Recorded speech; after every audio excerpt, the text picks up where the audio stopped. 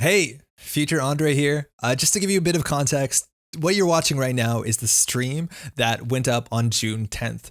It's a stream in which we play the Jinteki faction in Startup. It was actually a lot of fun. We got a lot of flatlines. Unfortunately, the stream did go down when we were streaming on YouTube, so this is the two parts from Twitch stitched together into one for your complete enjoyment. That's largely it. Enjoy.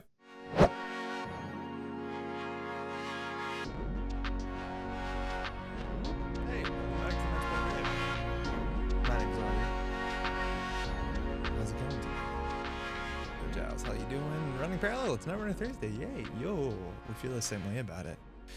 And macaroni, it's hot, and I'm Thursday. Thursday for some Netrunner. I see what you did there. You give me 1 second. You're very quiet. Yeah, no, that's just me. That's literally just me. How's everyone doing? Stoked for some Netrunner. Yo, Jinglis, Joda, hey, how's it going? Normally I'm a bit louder than this. I'll be honest. I woke up on the couch at 8:10 in a panic. It's been a bit of a long day. Our little cat here was a bit unwell, so she had to go to the emergency vet services. She's doing good now. She's okay. And then we ordered a big old dinner of some A&W, and then I ate 2 Beyond Meat burgers and fell asleep for 3 hours. And I'm pretty sure I could fall asleep for another 3 hours on the spot. So it's a ramp. We're ramping into energy. We'll get there eventually. We'll start here, and then we'll get up. We'll get over the wall. But for now, how's everyone doing? Timberlang, yo, Gold Leader 20, welcome. How you doing? Giles, aw, kitty. Yeah, she's okay. It's a bit rough right now for the vet because if you go in, you can't go into the vet's office with the animal. You have to kind of stay outside because of health restrictions. So that's a bit of a bummer because this cat is like hell is sheltered. She doesn't know what the outside world's like, so it's pretty difficult. Yo, Frank, it's quite a meal. My God, it was too much. It was too much. Normally, I get so A&W is really good. That is the consensus, and it's worth noting that if you're Canadian, you might know a bit more about this because A&W Canada and A&W America are totally separate companies. So if you're an American and you think A&W, you think root beer, you think it was garbage, you're wrong. It's beloved here in Canada. And normally I get the Beyond Meat burger, which is their like non-meat option, and I put 2 patties in one thing and order that and have that and call it a day. But we decided today was a big day. We're gonna get 2 burgers and oh boy, gonna go to sleep. Sorry to hear about the Animal Warriors A&W. That's a name I haven't heard in a long time. Yo, really? It's like a really big thing in Canada. It's beloved. Mine had a checkup and her insulin dose is more than halved. Good news. Oh, yo, that's sick. That's really good. Glad to hear. Daojin, hi. Note, Ziad, sort of Jiadek, means grandfather. Oh, in terms of the deck list of the week, I don't know if we're playing the deck list of the week because we're still in a weird, wild world of answering Eric's question. Startup today or standard? It's startup. Eric, you can tune the fuck out. You don't have to be here. We're going to try and play Jinteki, mind you. We've been playing startup, and we're going to continue to play startup this whole month. See ya. Yeah, okay, there goes the viewers. And that's a smaller format. Wake me up when you're playing a real format. Great. It's a format of a smaller card pool. We played a bit of it last week with Eric and also with some of the nice guys from San Francisco. So we're going to continue that today. It's worth noting that we're playing Jinteki today, which is by far, it seems to be the black sheep of startup. If you look at any tournament, there is next to 0 representation for Jinteki because it's not very good. All the options are pretty bad. You get to ban 3 cards in standard. What do you choose? Oh, wow. If I get banned 3 cards in standard, what do I choose? I would ban Red Planet Couriers twice. And I would ban... It's a good question. I feel like banning mass comms at the same time would be upsetting, but that would make me feel good. I think I would ban Red Planet Couriers at least twice. That's for sure. And the last one, I think I'd ban APOC. Which sucks, because I'm aware that APOC is like the big card that runners have right now to deal with everybody. But this seems like a problem. Like, I just wish APOC was 5 influence. I feel like that would be better. I totally disagree with your statement. Yo, Diogene. Yeah, that's fair. It's not amazing, though. They tried to launch A&W in Australia and it flopped so hard. Yo, really? Grew up near an A&W and Long John Silver's. It was super gross. I don't know what Long John Silver's is. I'm guessing it's like an affordable seafood restaurant droids. Sounds bad. I enjoy American A&W fried cheese curds. Didn't know they had that. Wow, it's totally different in America, huh? Andre, yo, what up, Spray? Been watching it all, not just live. Loving your content, always learning a bunch. Thanks for all you do. Yo, cheers, Spray. I'm glad you're enjoying it. That's very kind. I have a startup GNK coming up and I need to build a deck. We'll be looking closely at what you do. So we're going to be talking a bit about, there was a GNK, or at least a tournament that Yasengru put on this weekend. So there's some cool startup decks to look at. The meta there on the corp side was like almost entirely yellow. If you want to play something that's just good, precision design just looks to be really, really good. The Jinteki stuff is pretty difficult. NBN, a lot of people are just jamming GameNet out, and I'm not a big fan of GameNet. I find the GameNet decks to be pretty boring. That's like obviously personal taste. And then Built to Last is pretty good. So there's a bit of options. I taught my wife last week using the Gateway decks, and she really liked it. Oh, Frisbee! Cheers! That's really cool to hear. I feel like the Gateway decks are really approachable. I'm glad that other people are having them. Seamless launch Masscom's Apox. That's what Giles says. I think Seamless launch is like very good. Maybe you could consider banning Sandbox, but I feel like we'd probably regret that at some point. It feels like a monkey's paw somewhere. Hot take, ban Formicarry to shut down the Managarm Onowine combo abuse. I have not seen Formicarry used in that combo. I doubt it's worth the influence. I feel like Anoetic Managarm together are just good enough that you don't need it, but that's interesting. I forgot that worked. Andre, how's it going? Ludmilla, how's it going? Welcome. I feel like it's been a while since I caught the stream. I hope you're well. I am. I'm pretty tired. I'm pretty sleepy today. But I'm doing okay. Glad to, I was going to say see you or hear you. I guess both of them are accurate. Now the nearest Long John Silver's is a KFC combo, and yes, the chicken tastes like fried fish there. That sounds awful. The Lazy Worm Tourney, there was a Lucky Charm play by Cable Carnage. Yo, Thanos, I wanted to shout that out. I want to specifically shout out when we talk about it. Check out round 2 in Yasengrin's tournament last weekend, the startup tournament. It's amazing. It's really amazing. Speaking of seafood, those fish gods were tasty. Yeah, we finished the Innsmouth Conspiracy last night. It was pretty fun. Definitely want to replay it. There's a lot of hidden stuff in there. The Hormicary combo can F you up. Yeah, it's the same thing with Kayambe, right? Did I hear we get to skip playing APOC this week? We do get to skip playing APOC, which is fine. That's quite okay. Happy Thursday evening. Yo, Changeling, how's it going? Hey, what's good? Cactus, it's going. Again, I'm really tired. My energy is going to take me a while to get there. Also, last week, it's really hot here in Montreal. I just turned the air conditioning off, so I might regret it. Last week, we streamed with the air conditioning on. I forgot to turn it off, so the audio is a bit louder than I wanted it to be. So apologies for that. Hopefully that didn't ruin your experience. I'm trying to move my face. Okay, let's go. Best part of that Cable Carnage play was the opponent asking if he was running the wrong server. It was so good. The only Jinteki fun I've had in Gateway Startup has been the clearinghouse guessing game. Yeah, exactly. And I think that's where we're going to start. So let's talk about a bit what we're doing and kind of set the stage. And then see where we can go from there, because we're playing Jinteki tonight. I don't mean Jinteki.net. We're playing the Jinteki faction within Startup, and so our options are pretty limited and pretty underwhelming. There's, I think, a lot of holes within the Jinteki strategy, and we're going to try and patch them up and address them. And I think right now there's 2 big decks you can play in Jinteki. One of them is that sort of clearinghouse guessing game, which I'm hoping we can just take our last personal evolution deck and put it into this Startup format. Oh, we have no Rashida. It's going to be awful. And then on the other side, we can build Jinteki like fast glacier deck. So we'll see what works. Yo, Sauce, how's it going? We're running Jinteki. Yeah, Ixaran, how you doing as well? So when people say that you were a world champion Netrunner player, are they memeing, or were you a world champion? I don't know. You were till I Google Netrunner YouTube 3 months. No, I was by no means a world champion. My best involvement with Worlds is commentating Worlds. That's the privilege and the honor that I got last year, which is always a treat. The most I've done competitively is I was a finalist in Canadian Nationals in 2015, and I lost in the finals. That actually is all on this channel if you want to watch it. And then I've done top 8 at I think a couple other Canadian Nationals, but no, by no means do I think I am a World's caliber player. Startup today, yeah. Generva, how's it going? Lovely to see you live. Yeah, welcome. We're playing Startup Daojin. I didn't even notice that your air conditioner was on last week, and I watched it with banging headphones. Really? It's like really loud.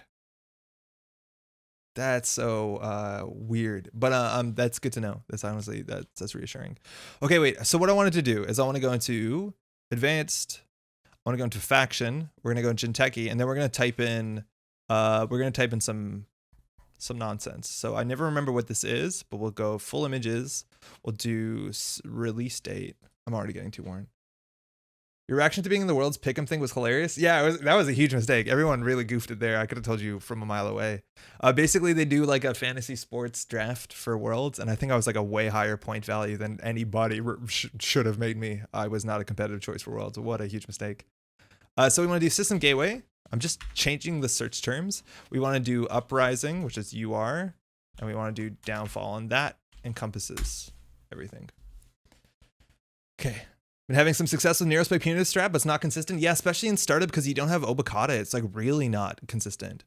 Has anyone tried the IAA shell game out of Built to Last? I feel like it might be a decent place for since you get econ. Yeah, Changeling, Built to Last is really nice for IAA, right? Anytime that you're advancing something, that's good for you because you're getting money out of it. And then there's a couple traps even within startup that are okay. Like you have reversed accounts. The problem is like a lot of the traps don't capitalize on, like you don't have too much to capitalize on. I think the best case scenario, you keep advancing a clearinghouse, but it's really hard to protect it. So I don't know. I'm not too sure. Losing NGO front is obviously a bummer. That's one of the best IAA. Lacostas and Seamus Vault into vulnerability audit. Oh, for Jinteki, don't pick me. There's actually a cool Jinteki startup deck I've been brewing that plays Skunkworks, Anoetic Void, vulnerability audit, and kills with double Neurospike. Ooh, that's actually kind of cool. I don't consider a lot of times vulnerability audit. I got like 70% win rate against other noobs on JNet. Yo, that's really cool. Yeah, we're brewing in startup town today, Solom. How's it going? Maybe I play too much Classic, but I've never been cleared by Clearinghouse. Yeah, it doesn't happen too often. I think it's less consistent than Neurospike because you have to leave something on the table. The idea is that there's a bluff, and sometimes you force the runner to run when they're scared of like, oh, is it an Urtica? Is it Clearinghouse? Am I going to get Neurospiked? And we have a deck that capitalizes on that.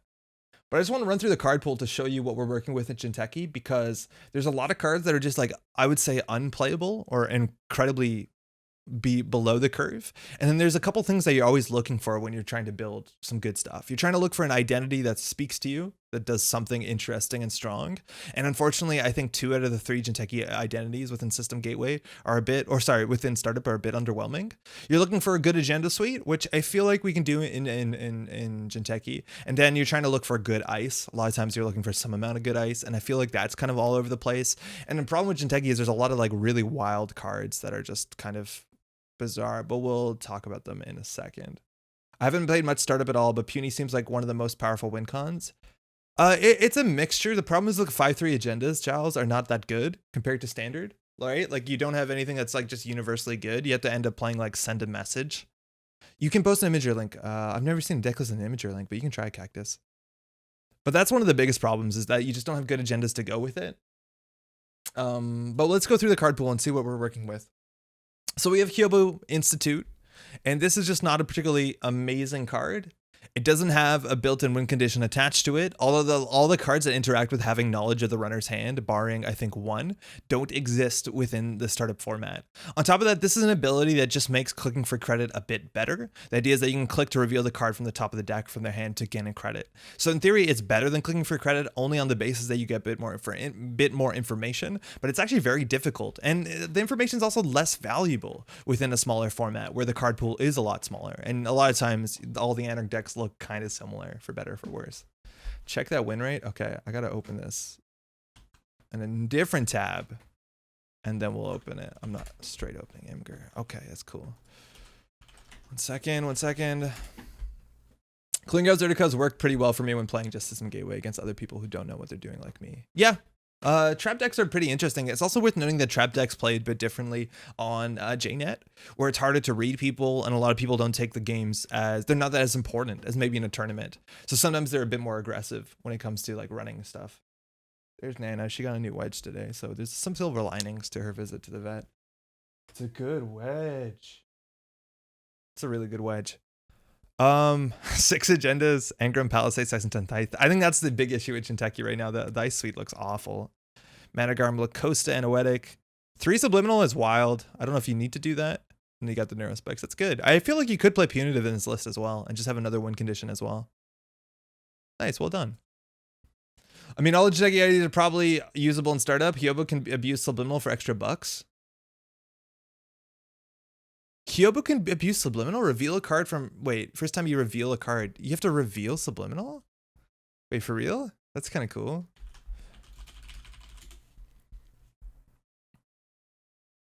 You may reveal it. Okay, cool. And it's actually funny because the other card within System Gateway, or the other identity, that's not Personal Evolution, can also abuse Subliminal, which is really funny.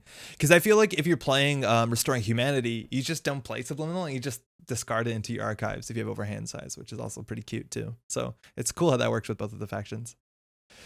Okay, let's talk about the agendas. Yagi Uda, it's a 3-2. That's sometimes people over advance. You almost never see this over advanced. A lot of times it's scored as a blank 3-2, so not very exciting, but it is technically good if you're doing like a trigger light fast advance thing. You have enough 3-2s, which is cool.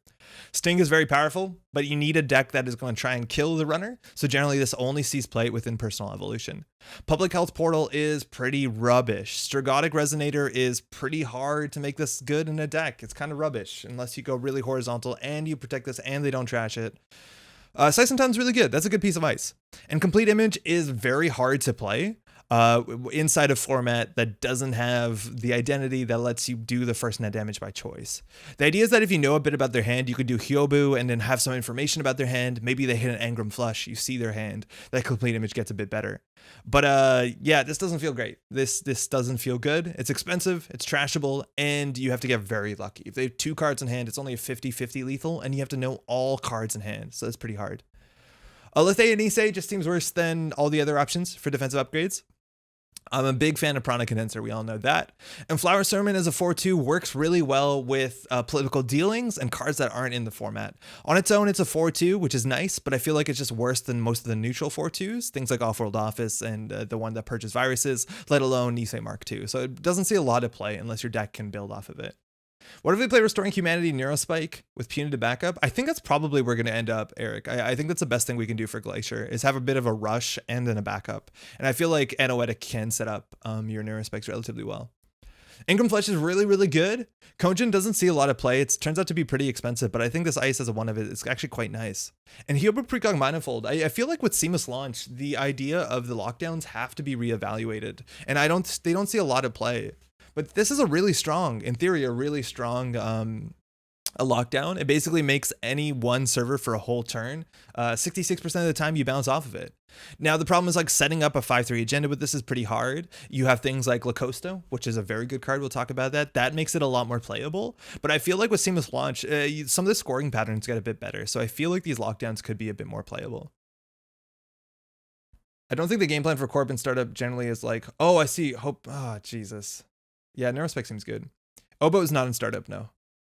You see the NAPD Cordon around at startup tourneys? I did see that this weekend, and I think that's the one that sees the most play. I like the HB one, even in standard, for what it's worth. Ark, how's it going? Welcome to the stream. Kakarenbo, not a great card. It's definitely, this by no means is Mushin no Shin. This usually gets cut out of the decks pretty soon. And Restoring Humanity is a pretty underwhelming identity as well, but at least you can get away with running only 6 3-pointers in a small deck.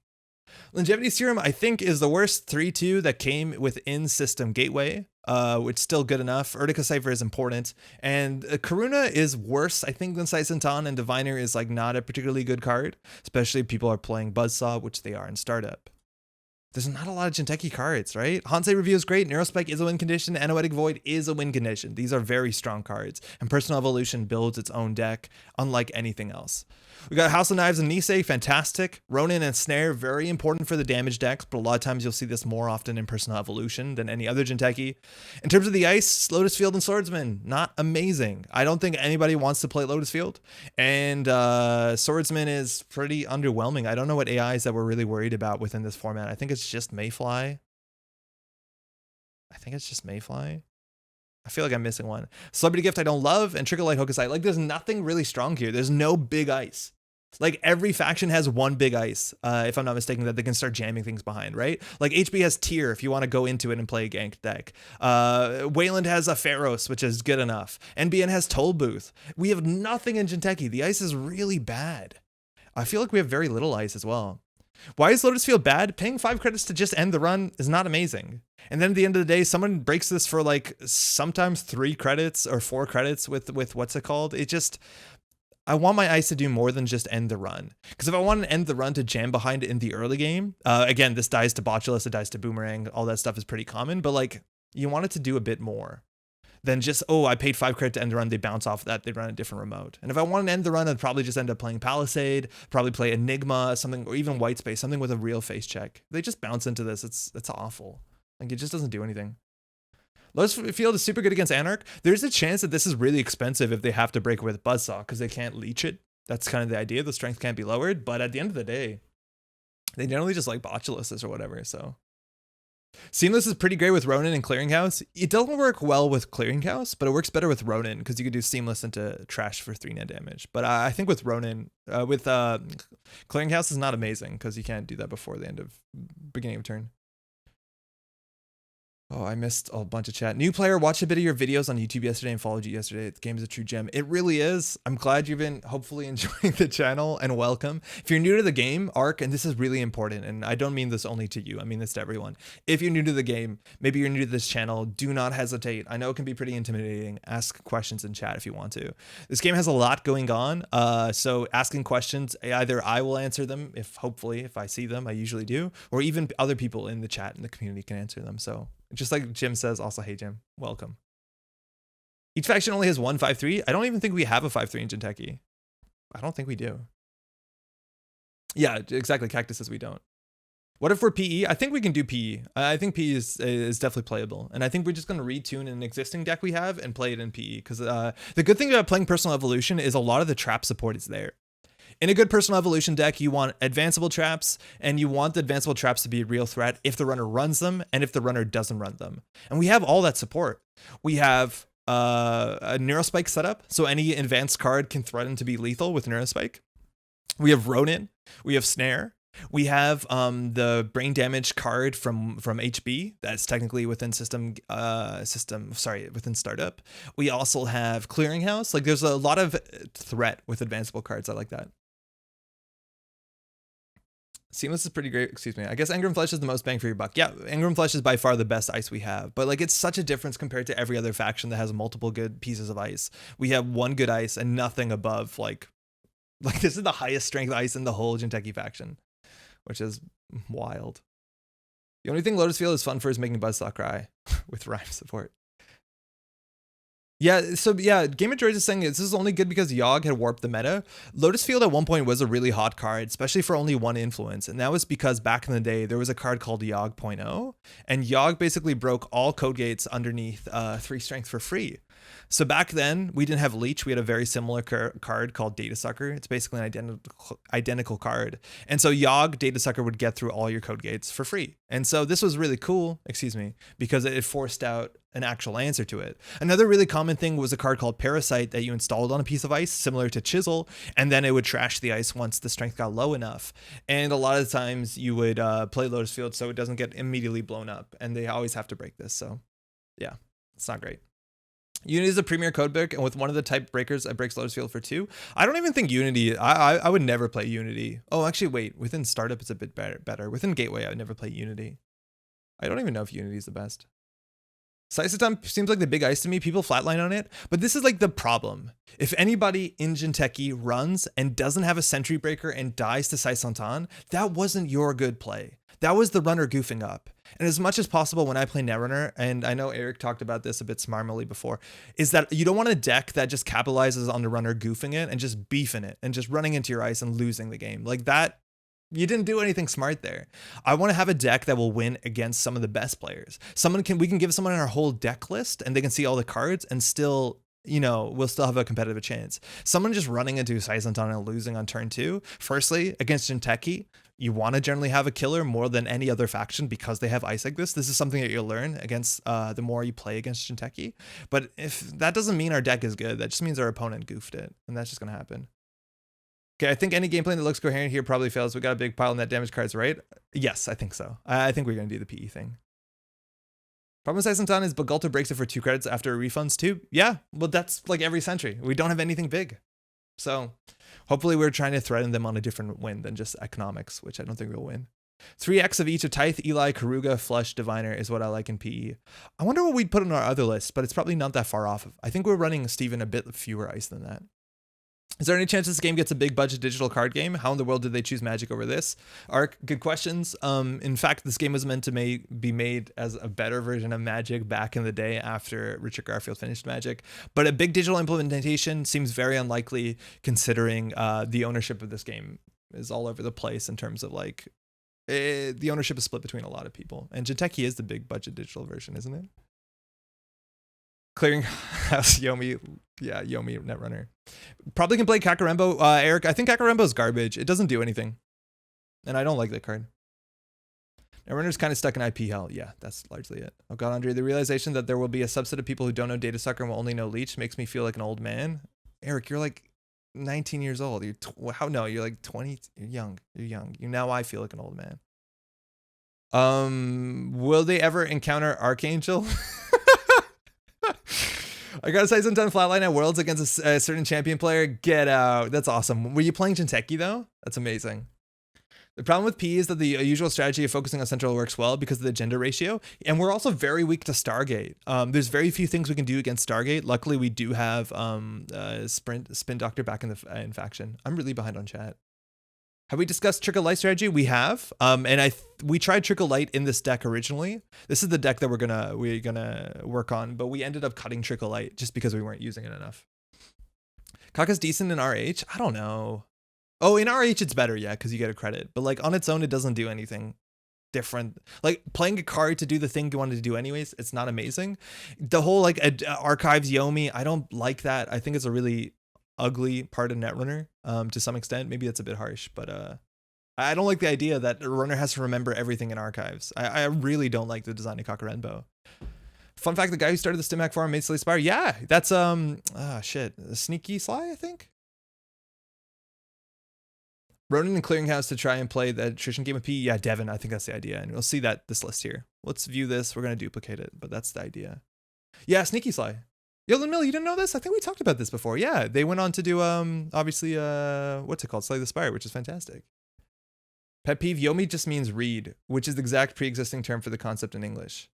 Yeah, Yomi also, like the term Yomi, a lot of people say it in like a kind of playful, derisive way, where they don't believe that Yomi is a part of Netrunner. And there's a lot of, I think that's also like very quickly dismissed by players of a high skill caliber to some extent. The idea that you can read your opponent, for me, like, yeah, to some extent you can do it. I feel like playing on Jinteki casuals, when you're not playing face to face, it gets a lot harder. But the idea of like, you know, oh, I can get a perfect read, so I'm going to make this amazing play and triple advance this card. And they'll not, of course they're not going to run it. Like that whole sort of like mind play space. A lot of times Yomi is said in kind of a derisive way. There's a different Japanese word for to see something happen. It does not just mean read, it means to read a person's intention. Ooh, that makes more sense. Yo, Pat, how's it going? How do you even fund Ronin and PE pads? Clicking for credits? Yeah. No, you click for a lot of credits in PE decks back in the day. So, just to give a history lesson, where this starts, and we talked about this when we made this thing on Tug2Gut's publishing lists. Oh, that's amazing. Big fan of Tug2Gut. Sorry, so this is based on a shell or a kind of a game plan that was classically called Cambridge PE. If we go to decklist name and search Cambridge, it'll come up. And this is named after the section Cambridge in Massachusetts, where this deck was like played to tournament success. I don't think it has anything to do with the UK. But these sort of like Cambridge decks, they basically work the same way. They had a very limited economy, very little economy. This actually ran a diversified portfolio back in the day. A lot of the decks didn't exactly, but you only had like 3 econ cards and that was it. So a lot of times you'd actually be clicking for credits. You'd install one thing, you would Mushin no Shin another thing. This is a really important thing. And then every other turn, you would just be recovering by clicking for credits. And being on 4 credits is generally the sweet spot for this deck because it threatens Snare on any axis generally, which is really, really important. But this deck would actually be really happy to spend 2 clicks for 3 credits with Gia Hand's Arcology. Now, there was some limitations to this deck back in the day. Things like account siphon or modern league diversion of funds would be a huge problem for the deck because if the deck had no money, it couldn't fire any of its traps. Having some amount of money is really important. But the basic idea is that we're just not going to have a lot of economy. And this deck generally didn't need to run a lot of ice. And you would just basically ice up centrals enough. You generally wouldn't ice up a remote a lot of the times because a lot of this stuff you can get through. Like it doesn't require a breaker. It just slows down slows down the runner, which is important. And then you just put things on the table and motion no shin them. Put a lot of advancements on them quickly. And then they're playing a game. Is it an agenda? Is it 3 brain damage? Is it a Ronin? And that's basically all we're going to be playing when we're playing PE, is clicking for credits and setting up these board states where it can be really scary. And we have a couple additional tricks to here. We do what this is going to do to YouTube because we were streaming to an event. Like that's how it works, but we might be back up. Stream finished. Beans. Hey, are we here? I think we're here. Yeah, we look like we're here. What's up, y'all? Yeah, that went down on my side, that's for sure. Looks back. Yo, what up? Okay, cool. I'm just checking because I think on YouTube it might be a problem right now. I'm not sure we're gonna see it on YouTube. I think YouTube might be just absolutely borked. Red threat, 3544. Yeah, we're just not on YouTube. Oh, beans. Ugh. Hey, my it's crashed. Pat, you're preparing the new stream, right? Okay, sorry, I'm just looking into it because it looks like we're not on YouTube. But Pat, if you can read this, how do you know? Because you're tapping into YouTube chat. Is this on YouTube? Twitch stream is working. This I'm aware. It's not back on YouTube for me though. But why are you typing in YouTube chat? As someone who doesn't have any conception of object permanence, it's nice to see the brand new person with the same the same face. I should have changed clothing, I'll be honest. That would be really funny. This is not pre-recorded. Okay, I'm looking right now at the YouTube page and it looks like we're not back up on YouTube. So this looks like it might just be a write-off on YouTube. Startup Jinteki faction broke the stream all. Yeah, too strong. Okay, I'm gonna try and write into YouTube.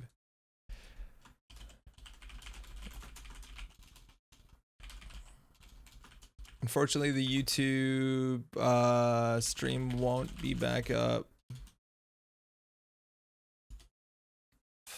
Oh, I can't even send to YouTube chat. It tells me the worst thing that ever happens. I honestly don't know because I see people chatting in YouTube. Like I see Pat and Ludmilla, but like I can't chat on YouTube and I can't see your comments. Like I can see them through Restream. So I don't know if you can all hear me or not, but I know Twitch is working. So I think we're just going to truck on that. And then I'll go back and fix the stream on YouTube or delete it. I'll figure out. We'll see how bad it is in retrospect. Pat will have to relay a message. Don't panic. It's all good. We will not desert you. No, I appreciate that. I'll have to be angry at capitalism. Actually, since I refresh YouTube, I can't chat in there. Yeah, I think that's it, Pat. Like, I think as soon as you refresh, it's over because the event closed. I see what Lamilla was talking about. I don't know if Lamilla can see us. Twitch absorbs and grows more powerful. Oh, yes. It's not even our final form. Okay. Is everything good? Yeah, everything's good enough. There's a huge drop in the bit rate. It went down to 0. That makes sense. Okay, we're back on track. Everyone's doing okay. I was at the point where I was realizing this deck list looks awful. In modernizing, it's going to be very, very difficult. I'm going to just see what other people are doing within the format because I have no doubt other people are playing personal evolution within the startup format. So we're going to go select a loud pack up here. We'll do startup and we'll do search. Black Matter by Blake Crouch, highly recommended. Dark Matter, excuse me. There's a double barrel thing. That one. I'm on Twitch now. Oh, Lamilla, you made it. Welcome over. Oh, nice Twitch avatar. Pat was talking shit about you, so it's good that you actually showed up because now you can actually defend yourself. There's a double barrel thing on top. I don't know what you mean. So I know back when Gateway came out, I tried to build a PE grinderish deck and startup was just really not great. I'm about to experience what that is, or at least we are, hopefully together, because I feel like we just don't have enough agenda suite. Oh, double barrel. I see. Oh, I see. It was on the top there. Got it. So that's here. We have Diogenes Facile startup deck, Thousands Cut Jinteki startup. I think we'll start with these and we'll look at them and then we'll talk shit about them. Twitch chat blocked at work. Poor YouTube stream. Oh, sorry, Ixaron. Yeah, I know. That's really hard. It went down. So this is a PE deck. And this is not a trap deck. And there's a big chance that this is the way that we have to go. And if that's the case, I don't know if we have to play P. P makes the Neurospike a bit juicier because you can actually Neurospike someone on 6 hand size, I guess. But the agendas are a real problem. Like, you notice this is so much different than the P deck that's where we're running a lot of 1-pointers. This is running the 3-pointers that you have access to. If I'm not mistaken, these are the only 3-pointers you have access to. Send a message and vulnerability audit, and then 2 House of Knives. Fantastic. And then on top of that, we have 2 Punitive Counterstrike and 3 Neurospike. We have Analytic Lacosta. This is actually probably pretty close to what we're going to end up building because I don't see another way to build this. And the Ice Suite looks so bad. Oh my God, it looks bad, but we'll get there. Pat, I don't know if you saw the book's subject. I just finished reading Bullshit Jobs by David Graeber. It was a great read. Big recommend if you want to be mad about capitalism.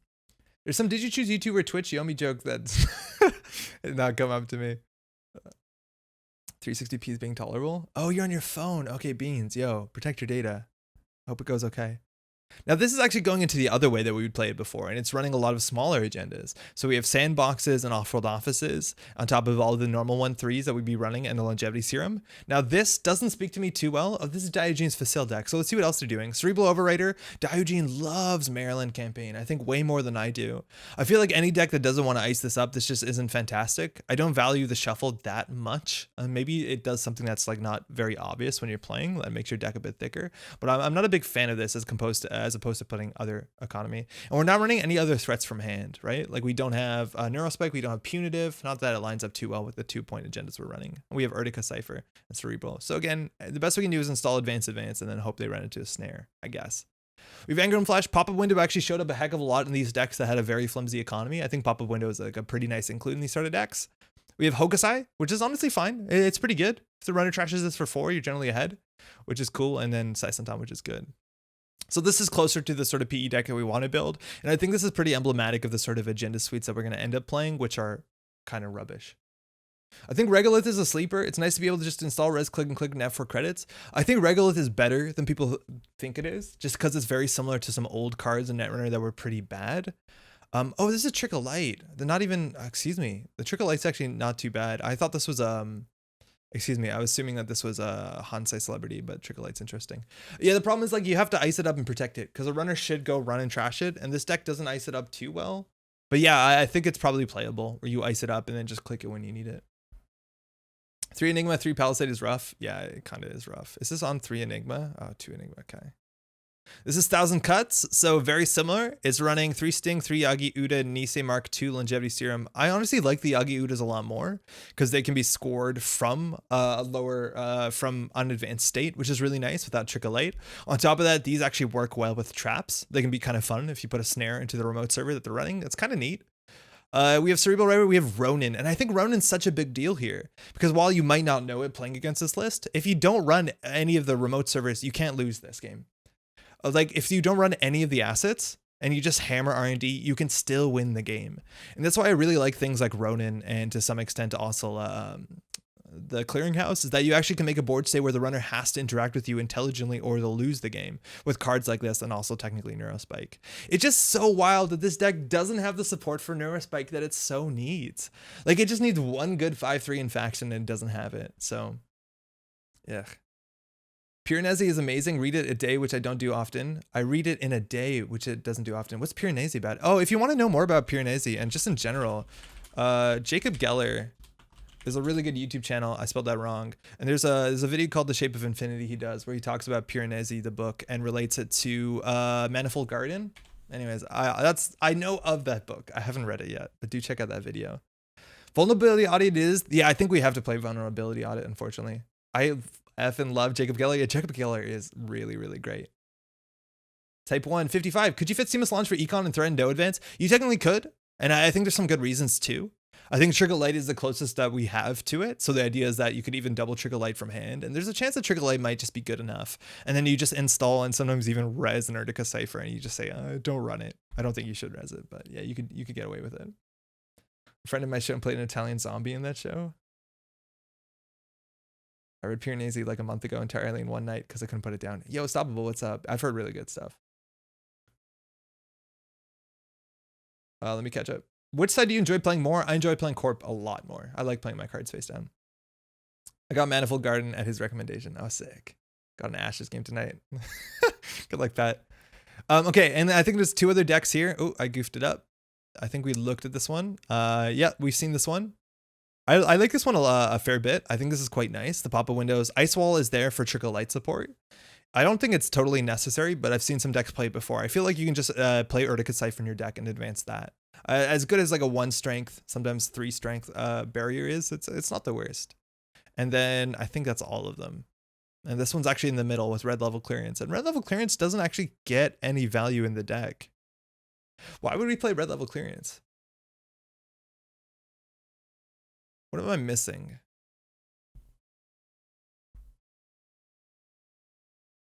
Oh yeah, Orbital Superiority is technically a card you can play, but it needs support.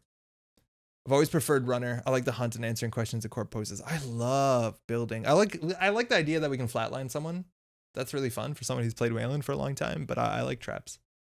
RLC for clicks install at 223 advanced looks super weak to admin, but you can't RLC an agenda.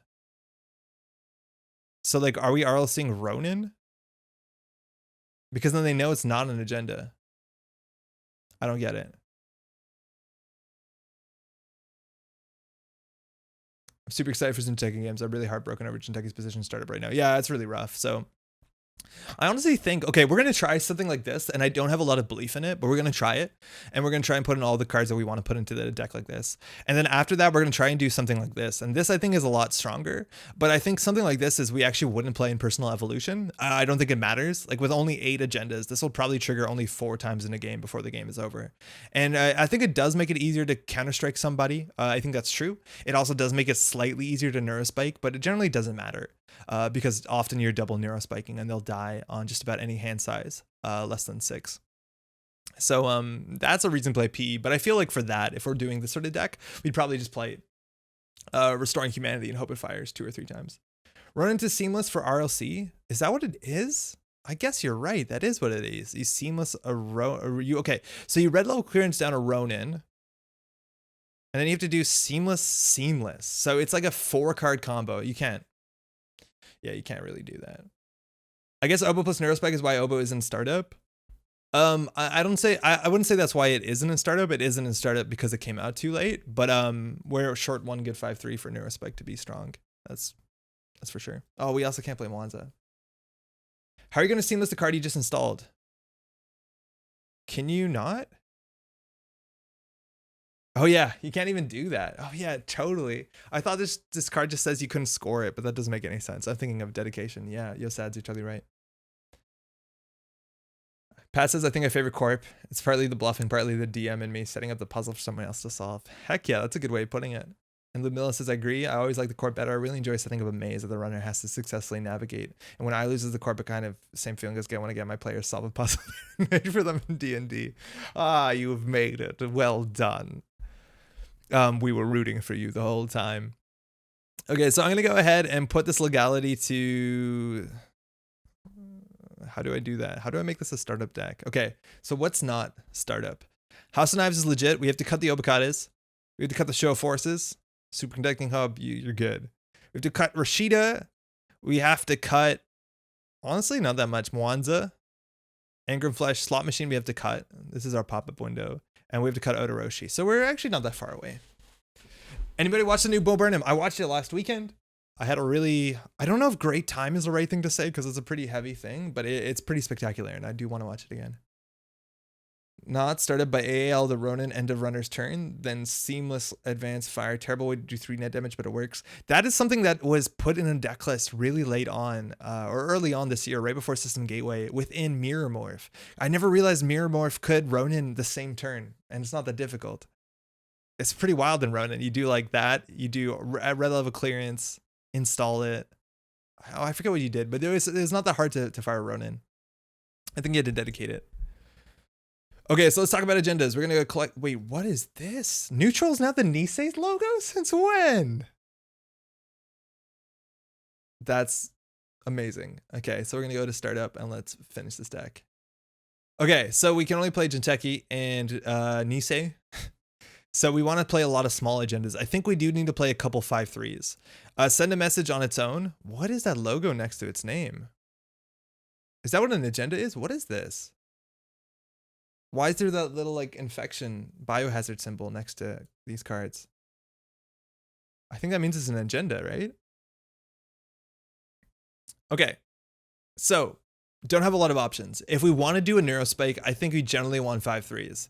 And I feel like that's hard to put in this format. Maybe you could play vulnerability audits, but that's like pretty high stakes Yomi. Because if they steal this, it's just 3 points, period. You can lose pretty quickly. I think this is going to be an issue for us. Other options we have, False Lead is somewhat interesting, but we want to make sure we're not playing too many agendas in the deck. We do have Yagi Uda, which is probably just good enough. And then we play 2 vulnerabilities. We're at 19. And then I don't know what else we do from this point. Send a Messages seems really bad, and so we splash like really big ice and then get the big ice on the table, which we're spending all our influence right now, so I don't really want to do that. Is Yagi Uda better or worse than Off-World Office?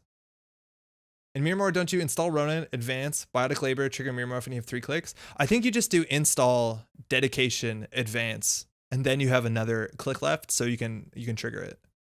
I don't think you need to play Biotic. I think you just do install, advance, dedication ceremony, trigger. Res trigger. Yeah, you just res it. Yeah, I don't think you need a red level clearance it. Okay, so then it's not looking amazing. Oh yeah, you have to res it before you dedicate. Yeah, 100%.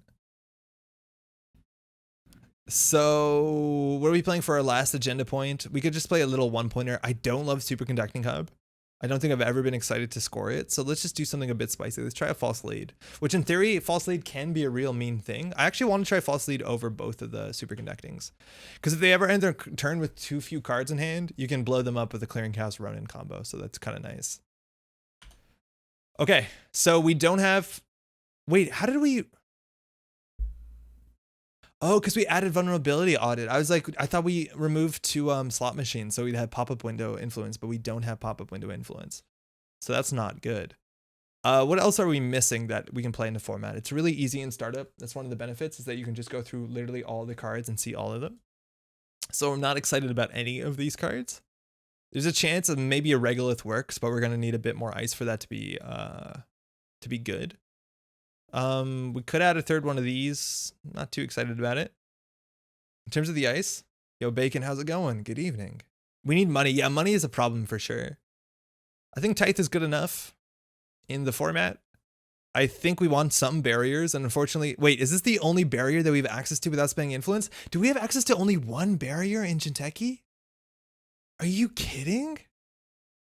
It's Palisade or spend influence? Oh my god, that's so weird. Not streaming on YouTube. Apparently our YouTube, I stream to a node I have, and that forwards it to YouTube and it forwards it to Twitch. And it went down halfway through the stream. And then setting it back up, it's going to take me about 20 minutes. So unfortunately, I'll probably just record this and re-upload it to YouTube after. So yeah, we're not on YouTube right now. I've been trying to build a PE deck this past week, experiencing all the same emotions. I know, Havacor, like, I'm excited to go through the emotions because I'm aware that Jinteki is like in a huge disadvantage within startup, but I'm not aware of exactly how severe that is. So sign me up for figuring out how it works. You're seeing some issues on Twitch? That might be on Twitch. It looks okay. If you went to 1 clearinghouse, you could fit 2 pop-ups. Yeah, that's interesting, actually. We'll try like this and see how it goes. In terms of upgrades, I don't love the Costa because I feel like they should always trash this. I do like Hokusai a fair bit. And I wish we just had a bit more money, but there's no money, right? I think we're playing all the money we have access to besides Subliminal, but I feel like they should be running. Yeah, we're playing startup right now. Trigger Light is interesting, especially because we have another Urtica Cypher. I feel like we could actually try playing 2 of these. It's good now that we have 3 Ronins, and maybe we could drop down something like that.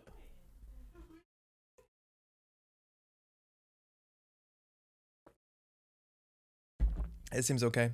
Avatar, how's it going? Hansei review? Yeah, actually, you're right. We had Hansei review in this deck before, but we ended up cutting it just because we felt like a combo deck. Like a lot of times we'd be holding an agenda in hand. We would be celebrity gifting, which would be pretty bad. We'd be holding a Neurospike and something else. So a lot of times the Hansei review actually, it got cut from our original deck. There's a reason it's not in here. But you're right, Hansei review is like a pretty easy econ card to add into the deck. Do we have too many need to advance cards running over like clearinghouse? We do, but our game plan is every turn install advance. Because one of the big changes with Jinteki now than it was before is the unadvanced traps in Jinteki are not scary. All it is, it's Snare. And to some extent, Urtica. Back in the day, this used to be much more relevant, where you had cards like Psychic Field, where if the runner didn't run something, if the runner ran something without advancements in a remote server, they could lose the game. So unfortunately, we don't have that. So the best that we can do is this. Now, the cool thing here is we do have install advanced vulnerability audit, and if they don't run it, we can do trickle 8 Neurospike. That actually seems okay.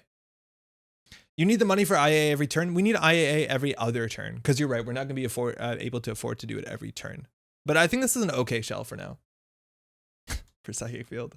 I actually like the superconductor helps dilute your HQ. Yeah, type 1, I believe it. I'm feeling like this might give us more win cons though, like more access to wins. We could also just like remove this and play a 4-2 that gives us economy and call it a day. That might honestly not be the worst thing ever. And then have another deck slot for more economy or something. Oh, longevity. Yeah, I forgot about longevity. Longevity is not a good card. Well, it's not a card I'm ever excited to play, but you're right. Longevity should definitely see play in the deck over Yagiuda. That's 100% true. Yeah, Daojin, we actually have your deck up here. And we talked a bit about your deck. There's some things that I don't like. I don't like the idea that you don't have any traps where if the runner doesn't interact with them, they won't lose. So they can just slam R&D all the game and they'll win. Admittedly, they don't know that. I also don't love Maryland in a deck that doesn't want to protect it or can't afford to protect it. But yeah, no, there's some cool parts about this. I think the pop-up window is really smart. I think you do want a barrier just to force it out breaker though. Let's get this in. We need a Metropole Grid Discord for updates. Yeah, Lindsay, I had a Twitter at some point, and that was really good for updates a bit. But then I don't like Twitter, and I didn't update it often. Maybe we do need a Discord. Good thing we only need to IA every other turn because as econ, I'm pretty sure every turn between is click for 3 credits. Yo, stoppable 100%. But like that is not too far off than what the Cambridge decks did back in the day. And if that's the case, like we can just jam into remove the Hokusai's and jam into fuck it. Should we? Yeah, let's just jam in more money. Whatever. Startup Cambridge P. Screenshot this in case it logged out. You're getting like 22 credits from your econ cards? Yeah, it's not a lot. It's really bad. And I think it's even worse now that we lost Rashida. Did you save? Are you saving? Can you save? Thank you. Okay. So a couple things we have to do. Let's update our keyhole. Give me 1 second. I second Discord. Yeah, I'll keep that in mind. I think that's something that's definitely worth considering. Save changes. Okay. So that should update on keyhole if you give it a second. Otherwise, we're going to go ahead and add this into. Maryland for a trap deck works very well. I don't get it because like your deck is not pressuring econ. I feel like any runner should just go ahead and trash it. They should just trash it. Like money is so important for this deck. Having economy out in a remote server that you can't really afford to ice up, they should run it and trash it. And I don't care if it shuffles back. Even sometimes when it shuffles back, that's bad for you.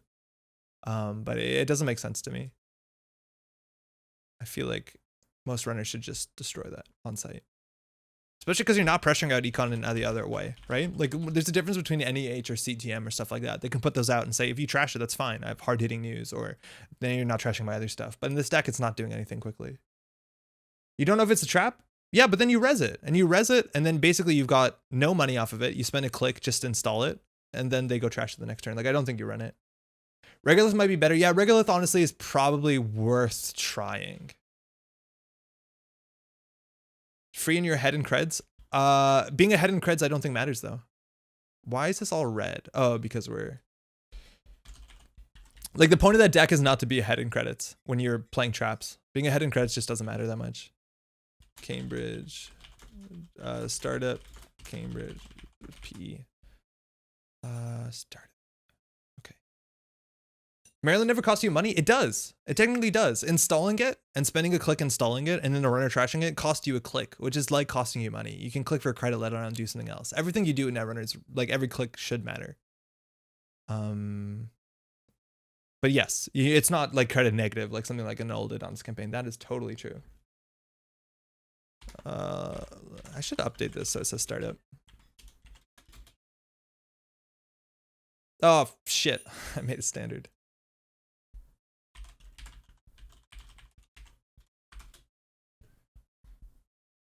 Let's see. Startup. That's good. If you can res, they hit Regulus 3 times a turn, chances the runner didn't trash with only 6 credits left. Yeah, Regulus is much more interesting because some runners will be less likely to trash it. What's the trash list on Regulus 3? The Jinteki deck I played was installed in AA. Could be Urtica, Clearing Run Agenda, or Neurospike. This less than an initial investment. Decide to check everything. I think they should just check everything, Thanos. Like, I really do think they should. Because there's nothing bad. Like, if they pay 4 credits for a snare, you're generally coming out on top of that. Okay, joke's on you, Tao. We only have like 6 pieces of ice and none of them are good. So, best thing here is we... Thanks, you too. I gotta keep this hand. But you click neutral tempo-wise if they run it? Yeah, but they can run it with things like Dirty Laundry. You're technically right, but like this deck doesn't... like, it's not taxing out clicks in the same way where that matters. Like, you're all about big plays. Like, you could spend the whole turn, the whole game doing nothing and then install advances, cerebral, and if they run it poorly, you win, right? Like, it's a bit of a different game. But you're right. It's not the worst.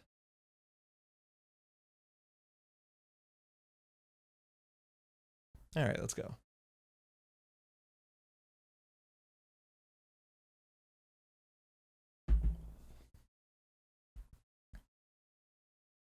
So Tao is really fun. We put up our Shaper video early this week. Yeah, there you go, Dirty Laundry. That's actually a card in hand, which sometimes can be awkward. Like, if they have us hit a snare here, they're down to 0. So they didn't steal or trash anything, which is pretty rare. We actually have a shit ton of trashables in our deck. There's a good reason to ice this up. Okay, Hansei. Just go ahead and score this. It does 1 damage, hitting a self-modifying code. And now at any point in time where they end their turn with fewer cards in hand than like a Ronin or something we set up with install advance events like a clearinghouse, we can end them. We also do have Neurospike. So like this is a really good score early. Just don't install ice. Tao is blank. We definitely want to install ice, so they just don't put a conduit to win. With audit A, Spike is the other threat. Yeah, you can do advanced Spike. That's totally legit. But I think we want to do Trickleite Spike.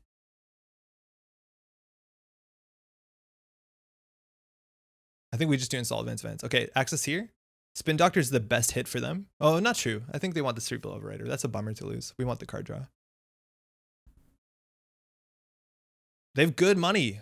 What? Wait, they could die here. Wait, what would this have to be for this to be lethal? We don't have Philotic.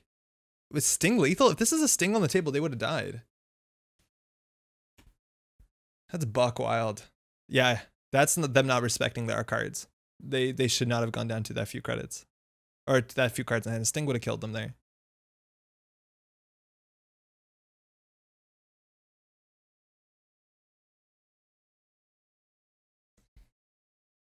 I might get with cards this week. 2 months after they ship, made me realize I need sleeves. Might be a nice sideline for Nisei selling branded sleeves. I really hope they do.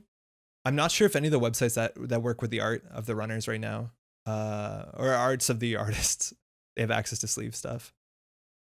If we score this, we go down to 3 credits. I think it's worth it generally though.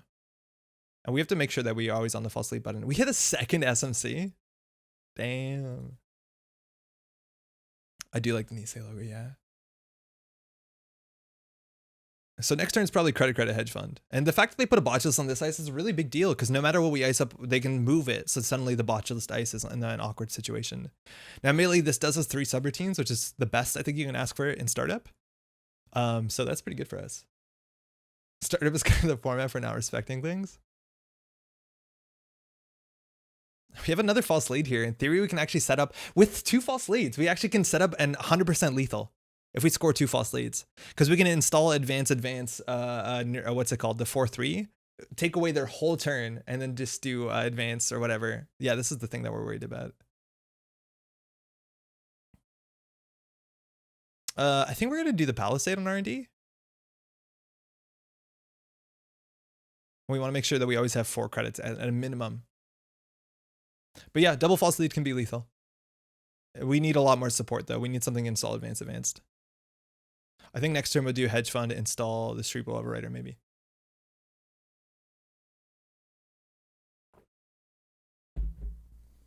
Boomerang is good. That'll get them through once for sure.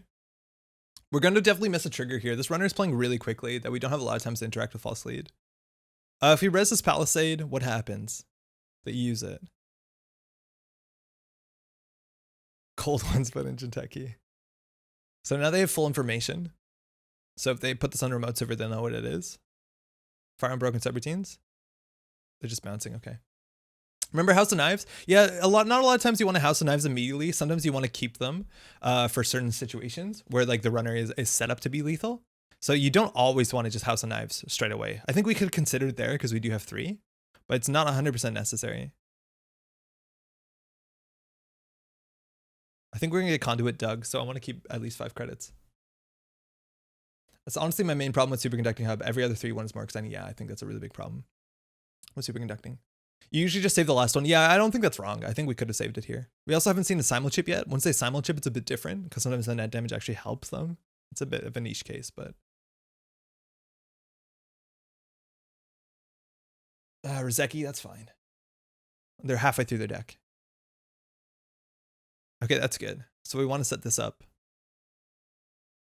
I'm surprised telework gets installed. They don't need it. No, they don't need it. And you do have to care about your hit points. It's not like we're going to grind them out as much, but you do have to care about hit points. I think they're going to largely wait for us to score and then get this on R&D or whatever. So I think we're going to draw once. Hedge fund. We're never going to install Tithe in this matchup, I don't think. Let's just do this then. Yeah, external. I think we definitely could tempo these out, the House of Knives tokens. But if they're installing telework, right? Like, I don't know if there's anything in their hand we really want to hit, besides it slows them down.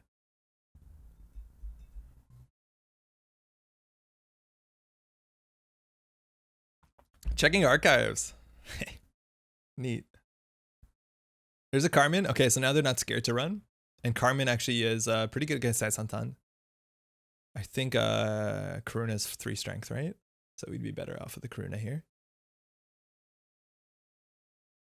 Oh man, on the run archives. Oh, if we hit the net damage and hit the Carmen, I wasn't thinking. We definitely could have net damage there on the archives run. I think it would have been smart. Because if we hit this, they would have been maybe a bit scared. And they have not all their breakers. They don't have a fractor yet. Their MU is a bit goofed up here. They're going to get rid of that Rizeki orb. So they're down to 24 cards. And we have Ronin. So we actually can set something up here. So this is 3 net damage plus this, 4 net damage. So we actually can set some real threats out.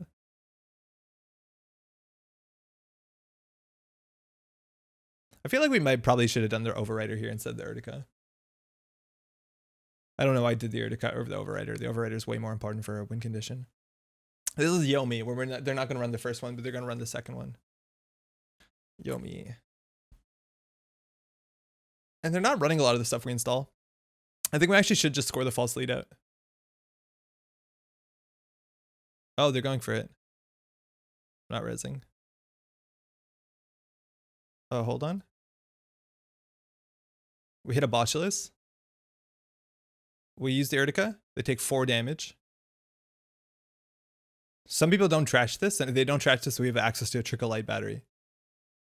Seat Man on Fire, install Man on Fire. They don't trash it. So now we have a Trickle Light battery. They lost a Diesel, a Simulchip, a Sure Gamble, and a Hushik. So Hushik is really scary. We don't have a way to deal with Hushik. They're on 2 cards. Okay. I think we're just going to score this out.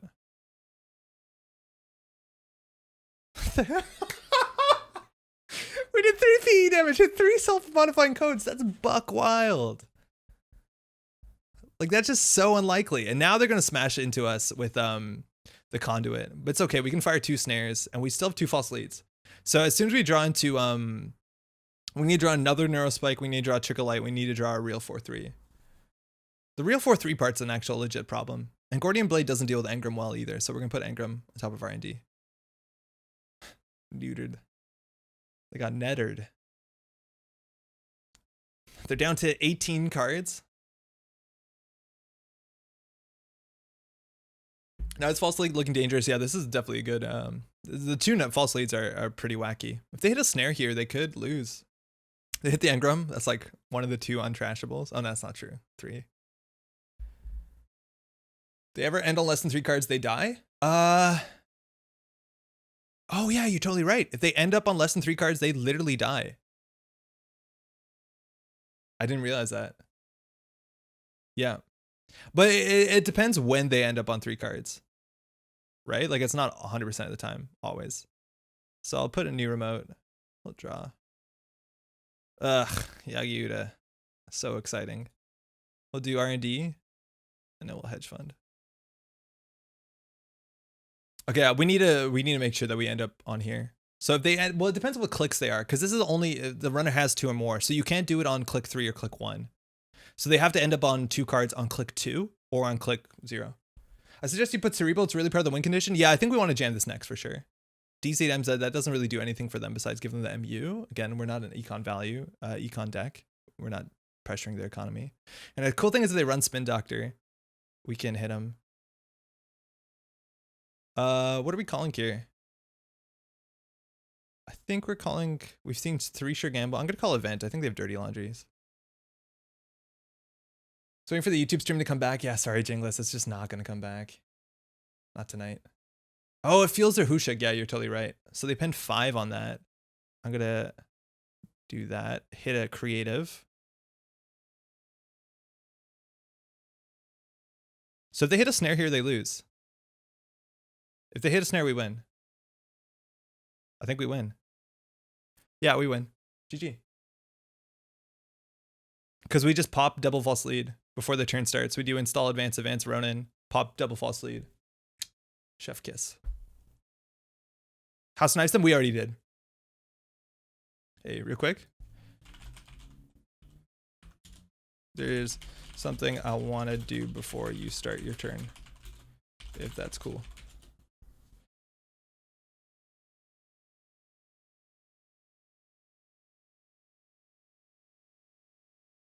So once they start the turn, once they get their clicks.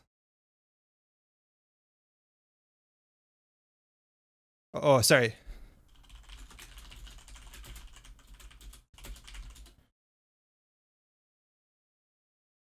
I mean, after you start your turn. Okay. Forfeit. Forfeit. Boom.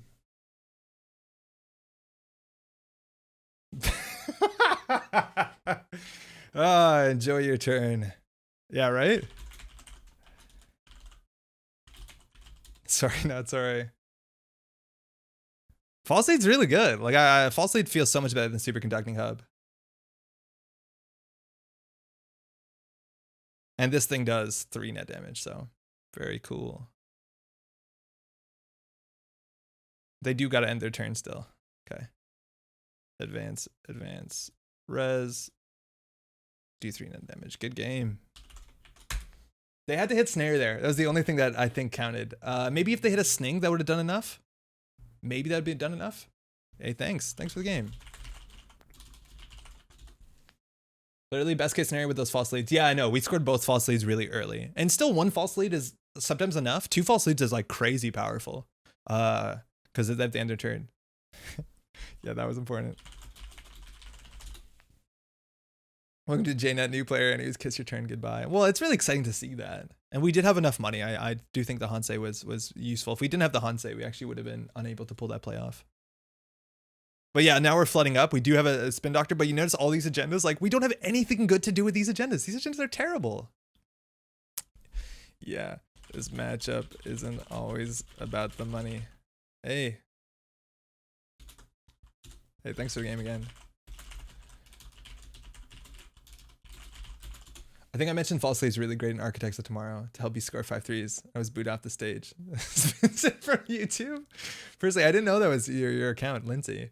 I don't like trading a I don't like trading a 3-1 to score a 5-3. Trading a 3-1 to win the game. That's generally when false lead shows up. Or trading a false lead when you had like what's it called? Highline grid. That was good. This is Jinteki I want to play. Yeah, let's try another one with this. We got a pretty good opening. Oh man, I gotta type. I'm so not used to typing in here. That was pretty wild.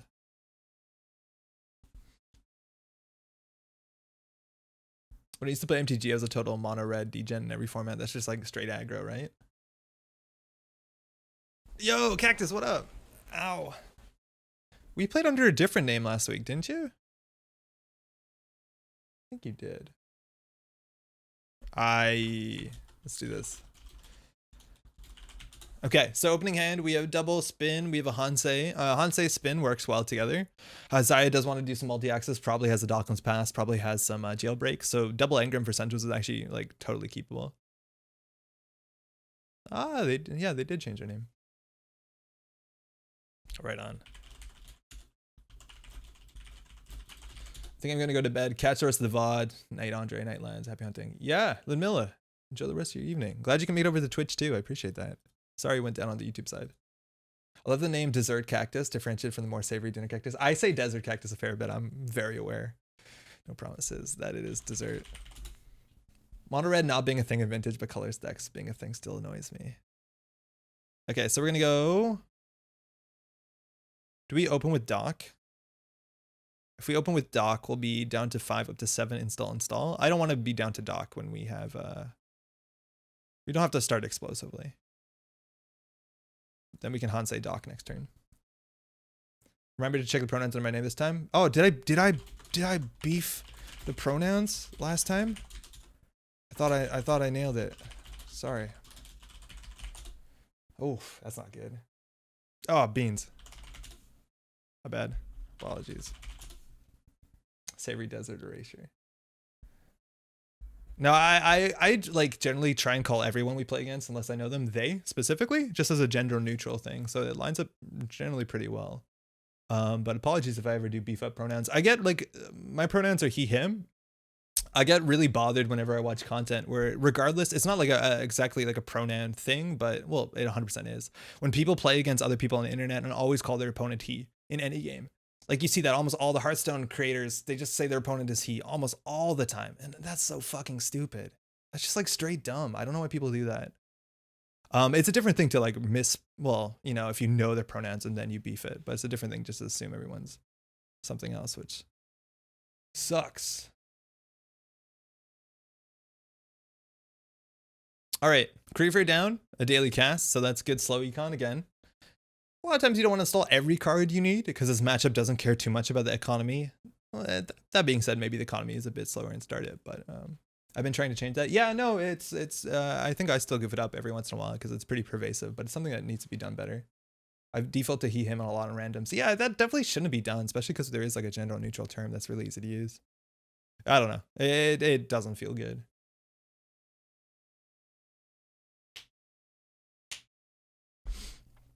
These are really hard. I don't know what their breaker's gonna be. Ooh, fuck.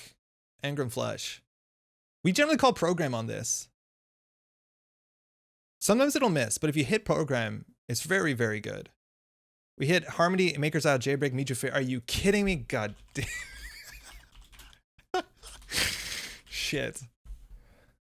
It did nothing. They had all events. Harmony, AR Therapy for Recursion, Maker's Out, Jailbreak, Mutual Favor, Bravado. I almost always call program there. They do because card games tend to be boys club. Yeah, and it's the same with just about any games. I tanked because I was literally dead to Sai Santana in an event. Instead of there's no paper clip, so program's a real threat. Yeah, program's a very good threat. There is simulchip though, but I feel like criminal is the one faction that would least likely play it. We lost the spin dock. We now know what their hand is. I'm just gonna get rid of this. I don't want to score this. That click lost play was amazing. Oh yeah, great. Yo, wait, good game. Hey, I didn't realize. That was really cool. Bisasson. Hey, long time VODer, first time liver here in Argentina. It's been a tremendous struggle for changes on language. What do you mean? Just like going cross language with the pronouns, or just understanding me in speaking English? Welcome, by the way. Glad you can make it.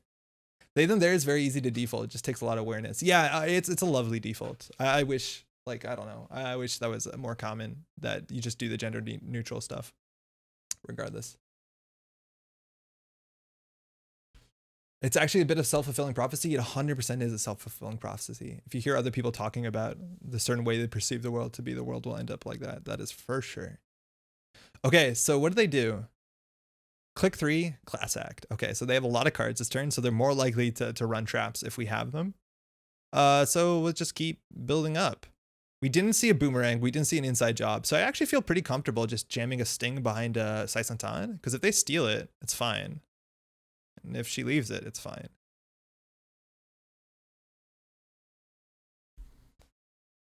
Depends on the game. Really, Netrunner has great diversity. Pro MTG is still overwhelming male in spite of there being loads of female casual players. Yeah, from what I've seen, I think that lines up. Netrunner is definitely better. Maker's Eye. Okay, well, we'll res the engram. We still have 8 credits for this. So we're going to call event this time, even though probably we should call program because they have a lot of cards in hand. Oh, they have a Unity. Okay, so program would have hit 1 card here. So I'm going to get rid of Mutual Favor. It's hard for them to bravado our ice. Mutual Favor, again. I think we'll just do 2 Mutual Favors. AR Therapy is like way too slow. And we still have money for Snare here. D&D has been using she as a standard unspecified pronoun for years. Generally, only people that set out to be offended complained. I think it was like the first board game that I opened. A lot of board games, a lot of card games use he as the default pronoun in like learn to play documents. And I think it was Arctic Scavengers that used she. And it's like, wait, this slaps. I still think regardless, you should probably just use they. I'm aware that it can be less confusing because a lot of times they, you can't tell if it's singular or plural when it comes to like rules documents. But I'm down for doing the she. At least it's a lot more refreshing than saying he over and over again. Spanish doesn't have a gender neutral term, so feminism has been pushing for creating some alternative gender neutral pronouns. That's also a really big deal when it comes to like French specifically. Oh, Jesus. Do they die? They only have events in their hand. No, they have a class act. Well, if they steal, they die. There it is.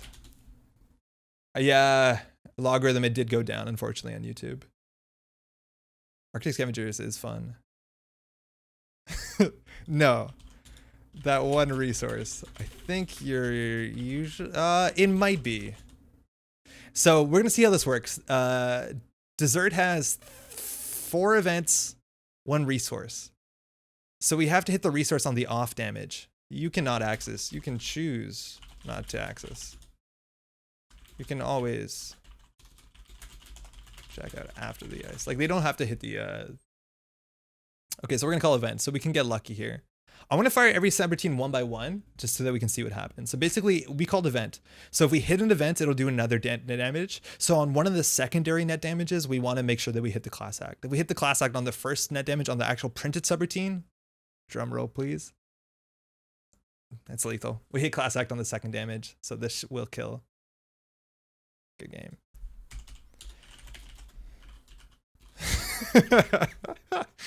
Oh man. Yeah, it was. Good game. That was way more events in hand than I thought. Normally you would see something like a hardware, you'd see something like Boomerang, a console, a Docklands Pass.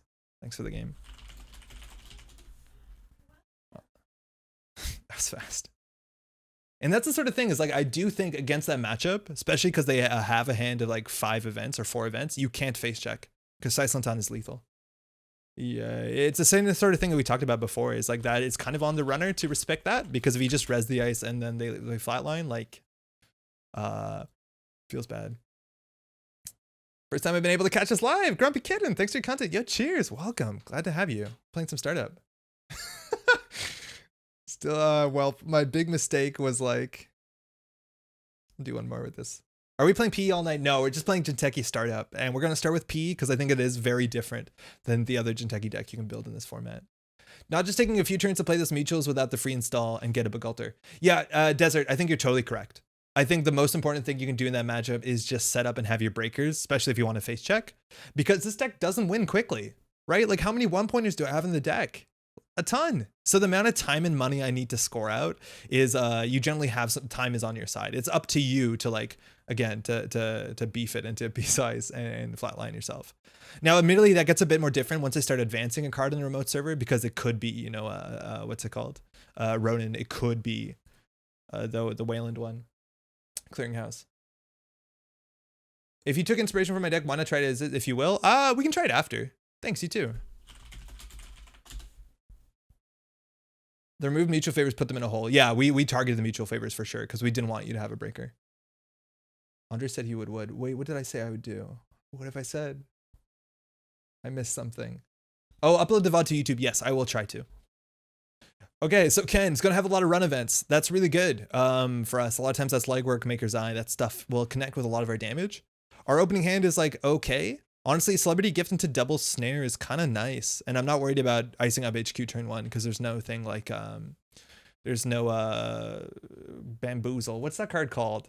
The one where you run HQ and name a card. Now to play Super Mario.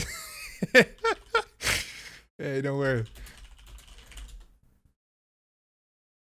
All right, I'm just gonna keep this hand. I think we could definitely do better than this. Jaden won an ice. We know Ken's gonna run an ice. Ken's also on 46 cards. So let's go. Okay, hedge fund. That's good. That's good.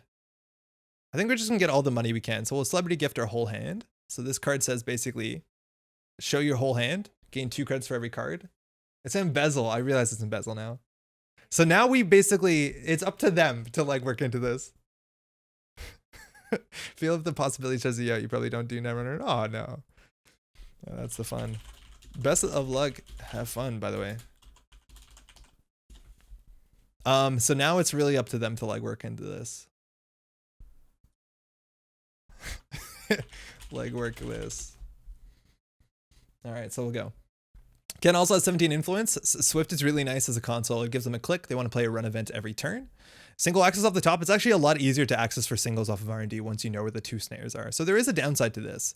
Admittedly, the upside now is we can keep more agendas in HQ because they're probably a bit less likely to want to run HQ. And they know there's an engram off the top, which is going to be good. We can install advance this. So I'm just going to draw once because, again, I think HQ is pretty safe. Or no, I think we just install this, click for credit. One thing I like about Netrunner community is that when you win quickly, people aren't mad. They're just like, thank God that wasn't a 45 government takeover. Oh, for other games, people get salty if it's over too quick. That's weird.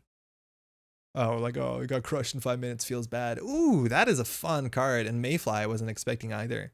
We don't have Swordsman, so the Mayfly is going to, it's going to be a problem. They're only on 1 credit. Now they know that we have, I think we're going to try and jam the Sting out because it's one of those plays where if they steal it, we're fine. If they don't steal it, we're fine. If you burn someone out on turn 4 and magic people rage. Okay, yeah, that does track, I think. I think that's just an aggro deck thing where like aggro, it's hard to interact with. So you just feel like they didn't win by, that wasn't skill. Mayfly again, it's like 400 credits to get through an engram flash for 2 credits, right? It's like 6. Ugh. Oh, they're running it.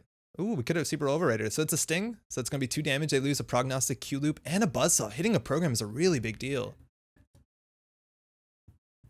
Nah, man, I don't like this card. So this is a good thing because we can install double advance this. And if they don't run it, we can trickle light out the longevity serum. Hardened use into boom, gets some rage. You ran. Oh, cerebral overrider. Now they have brand damage. They lost a bravado and the second prognostic Q loop. They are trashing it, which is, I think, a good play here. Now they're only on 3 hand size, so it's going to get a bit easier. Just remember the legendary turn 1 Odoroshi. You never forget that sort of thing. I've gotten people to just about flip a table in my LGS, bringing a $100 burn deck to a legacy tournament and curb stomping their 2,000 mana base with Price of Progress. Yikes. Losing Fashionly is kind of my superpower. What? No. It's Ken. So we're just going to name event here. Well, they can't break this. They don't have enough money. What do they got? Tread lightly, inside job. Okay. And the other card in their hand is a Docklands Pass, which they don't want to play into this. So they can die here to the last snare, if anything. But they do have good money now. Okay. What do we do here? I know some of those magic words. Yeah, I don't know too much about magic. There's a lot of like name dropping of cards that I won't be able to track. Okay. We want to figure out what it is that we want to do. So do you like to play out your snares? Keep them in hand for insurance. I generally don't like to play them out because everything on the table we want to advance. And they're very likely to have more, you know, run events. So I kind of like to keep them. I feel like we don't have to do something here. And if we don't pop this, it looks like a snare most of the time. So if I put this into a remote server, they might think it's something else. Would be easier to name the situation where empty people don't reach. Sick burn, got him. The modulus is now dealing with the engram flash really well. That's true. But it looks like this is a failed snare, so we're not in a rush. We're really not in a rush. How often have you gone to a place where they have to nail the magic tables down because people are flipping their tables? I'm joking. I don't mean to shit on the magic community. I'm not part of the magic community. I don't know what that's like. I just think it's funny. Someone nails the table down. I've never seen anyone physically flip a table. We do it all the time on Tabletop Simulator when we're done. Even if we had a great time. MTG players don't rage when they're winning with their pet decks, but their pet deck is a terrible homebrew. Oh no! Oh no! They're on one hand size. A single sting is lethal. Oof. They hit both of our overriders.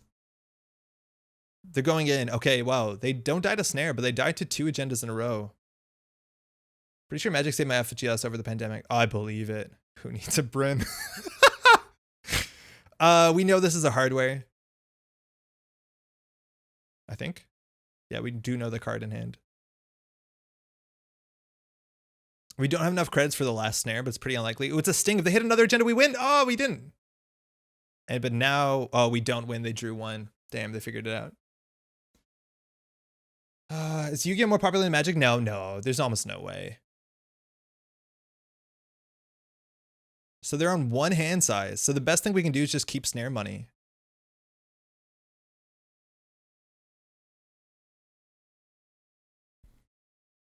Not sure if Bryn is a mistake. I'm assuming it was part of the joke. They should actually be clearing out your hand now. When we're on 3 credits, yes, I think they should be. Now that we're on 4, they can't. As much as I think Magic is a plague on gaming, keep stars alive. No, Magic's a really big deal. I don't think we need to res here. Because they can only break one of these subroutines, and we know the card in hand. So if they access one thing, they die.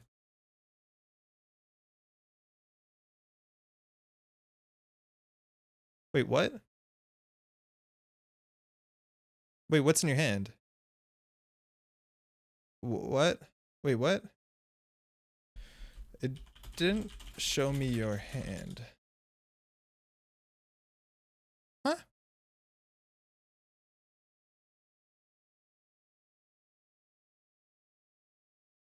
Oh, they lost the Docklands Pass. Oh, I didn't do it correctly. I should have tracked the heap. I didn't see that they lost that. That's on me. So we didn't know what that card was. I wouldn't have guessed program though, so that's fine. I would have guessed if I knew the Docklands Pass was in there, I would have guessed event. They trashed a clearinghouse. So they think there's 1 snare in there. They're in 6 credits. We can obviously, like, it's worth noting that we can definitely still lose. Too busy talking about MTG, I know. We can still lose from this.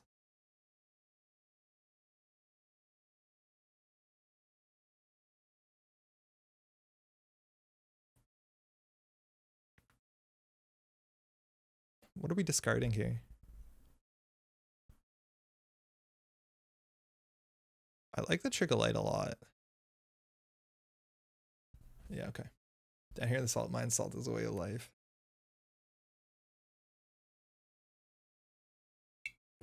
I've still been getting into Flesh and Blood. Still pretty good. Having a good time. Okay, they have 2 cards in hand, so they're going to discard a card anyways at the end of their turn. So it's going to give them a click. They're dirty laundering in. So if we res this engram, they boomerang it, which we probably want to do here. I'm going to call program because we know it's a mayfly, if I'm not goofing it this time. And then they get through this one. I've lived in Flesh and Blood for about 30 years now. It's okay, I guess.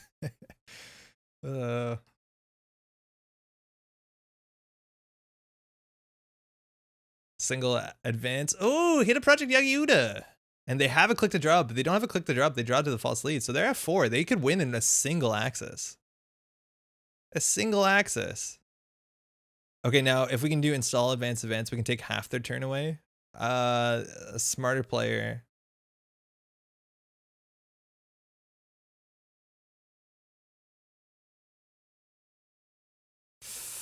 That's not good, is it?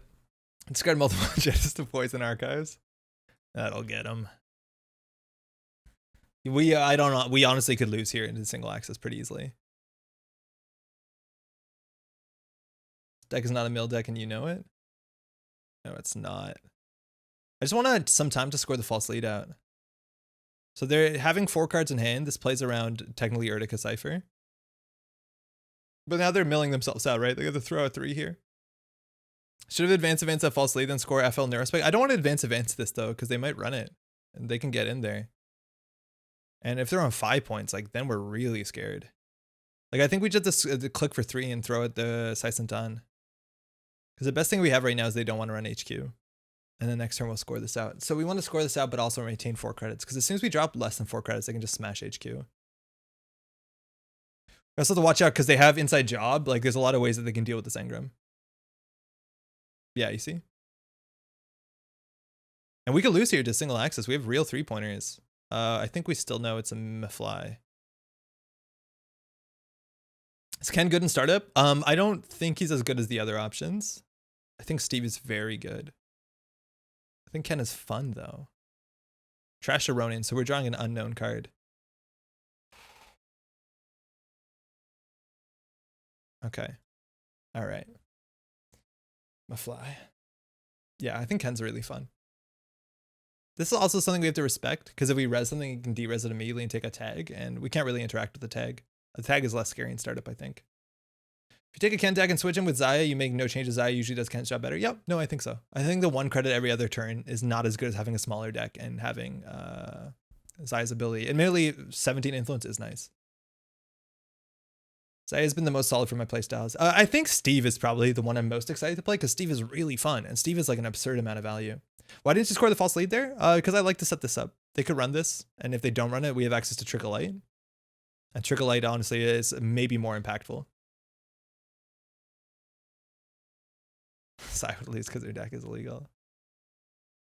Yeah, this is just a battery, right? Like we're just set up for this thing. Because then if they're on one hand, we actually can do some interesting things. Because if we top deck a Sting, they die, right? Like if we have Trickle Light, we top deck a Sting, they lose. Because they have 1 card in hand, and if we score a Sting, it does like what, 4 damage? Yeah, 4 damage if we fast advance a Sting. I would trade 5 cards in my deck size for 2 influence any day. Yeah, I would as well. Unless there's like some reason, there were some reasons to run, of course, there were some reasons to run certain decks that needed more influence just because you were able to put in enough cards to do one like combo. But I don't think there's anything Ken really needs. Like you play 1 fewer Maker's Eye or whatever. Steve is really fun, and Steve's ability is like not obvious how strong it is, but running HQ and getting a card draw, let alone a good card because it was in your deck and you know what the card is for the right circumstance, that's an incredible value. As with DZ, MZ, Rizeki, and Hushik have been decent. We win now. We do win. Yeah, as also I do want to play more. I think there's some cool value-based as decks. I don't think anybody's expected to die to a false lead score. Good game. That was scary. There's real 3 points in here. Your R&D pressure could have done it. That's it. They accessed too late in the turn, and then when you score an agenda with personal evolution, you do 1 damage. So they were 1 card short there. 24 to 29 credits. How do they only gain 24 credits? I felt like their economy was way better than that.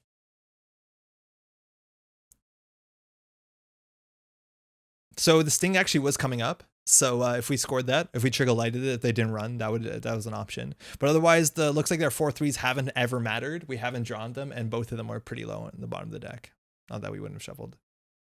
Ooh. I wasn't expecting Hushik. Hushik could have done it. Score anything, I'm screwed. Oh, yeah. Keeping that in hand is really hard. Yeah, I didn't realize if they had a Hushik in hand, they can't keep it if we do damage. There's no Siphon startup, Bacon. There's actually no economic denial outside of Tread Lightly. So there's no economic denial outside of, well, there's economic denial, but all the economic denial in startup requires consent from the corporation. It's things like forged activation, res this ice, or it gets trashed, or res this ice for 3. Yeah, I was hoping so. Showed you too, right? Likely that was a Yeah, we talked about this, that we thought that they thought that was a snare in the remote because it makes sense because it was a card that we didn't advance for many turns, so they probably weren't going to run it. Oh, E shutdown. You're right. E shutdown, but it's technically like not economic denial, right? Like a lot of times what I think of when I say economic denial is like I want a diversion of funds HQ, then run the remote, and they don't have cerebral overrider money, stuff like that.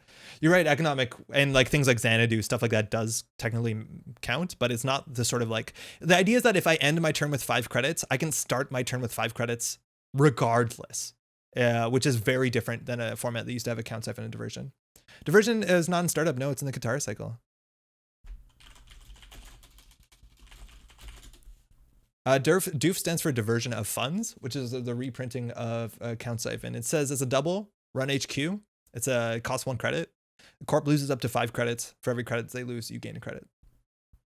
Oh yeah, I think you knew the card, just not the public trail is definitely Corp econ denial. Oh yes, you just take the tag. I hate Xanadu for some reason. That reminds me that ABBA exists. You're upset that ABBA exists? What's wrong with you, Giles?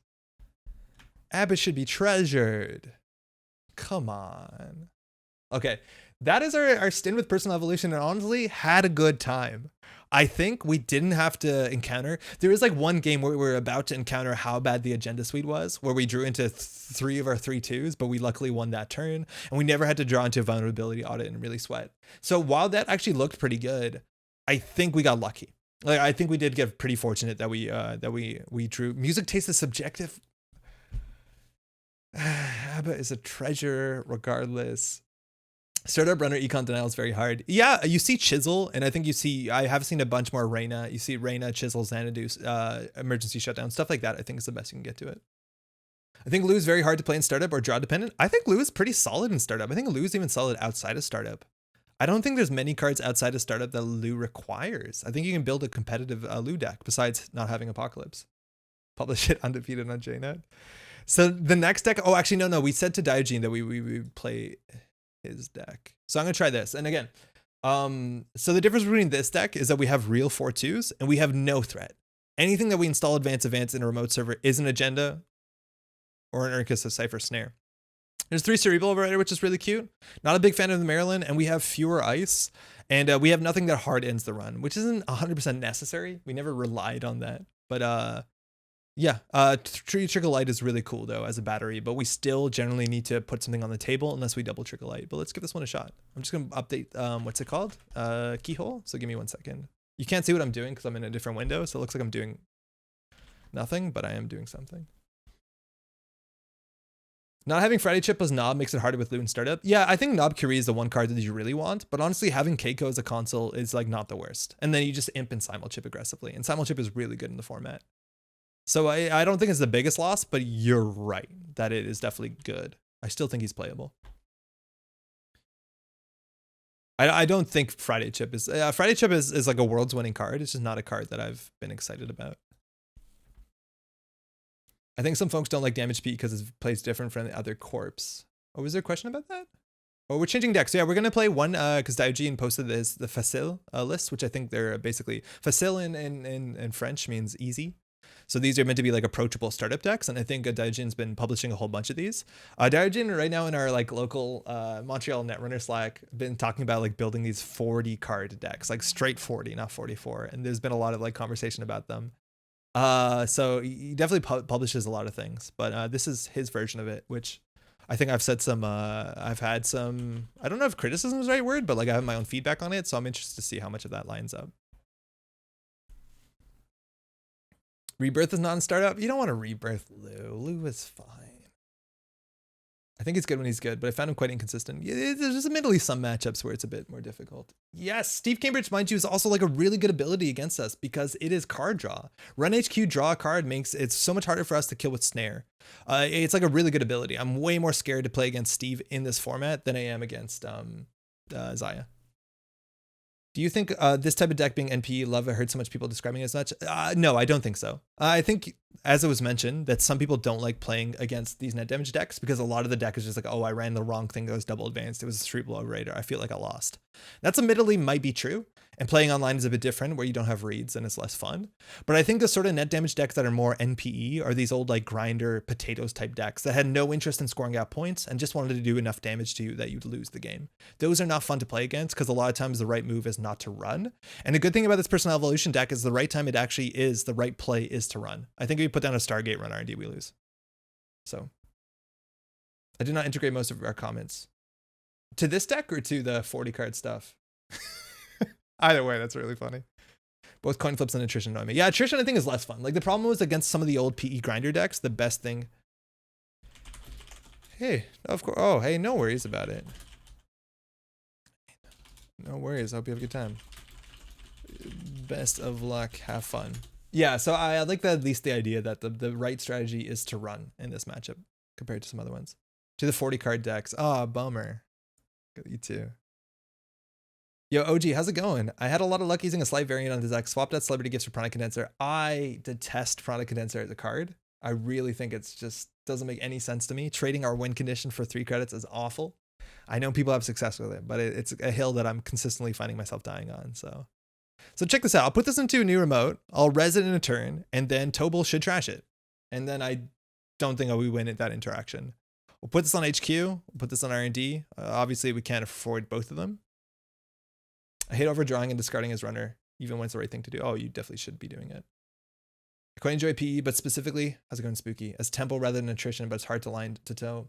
There was like this really famous Jinteki deck, Personal Evolution, that was published, I think, a year or two after Netrunner came out. And it was published by, we're going to hit here, by Tim Bunn, who currently is the world champion at Skytear. He's one of the brothers associated to what's it called?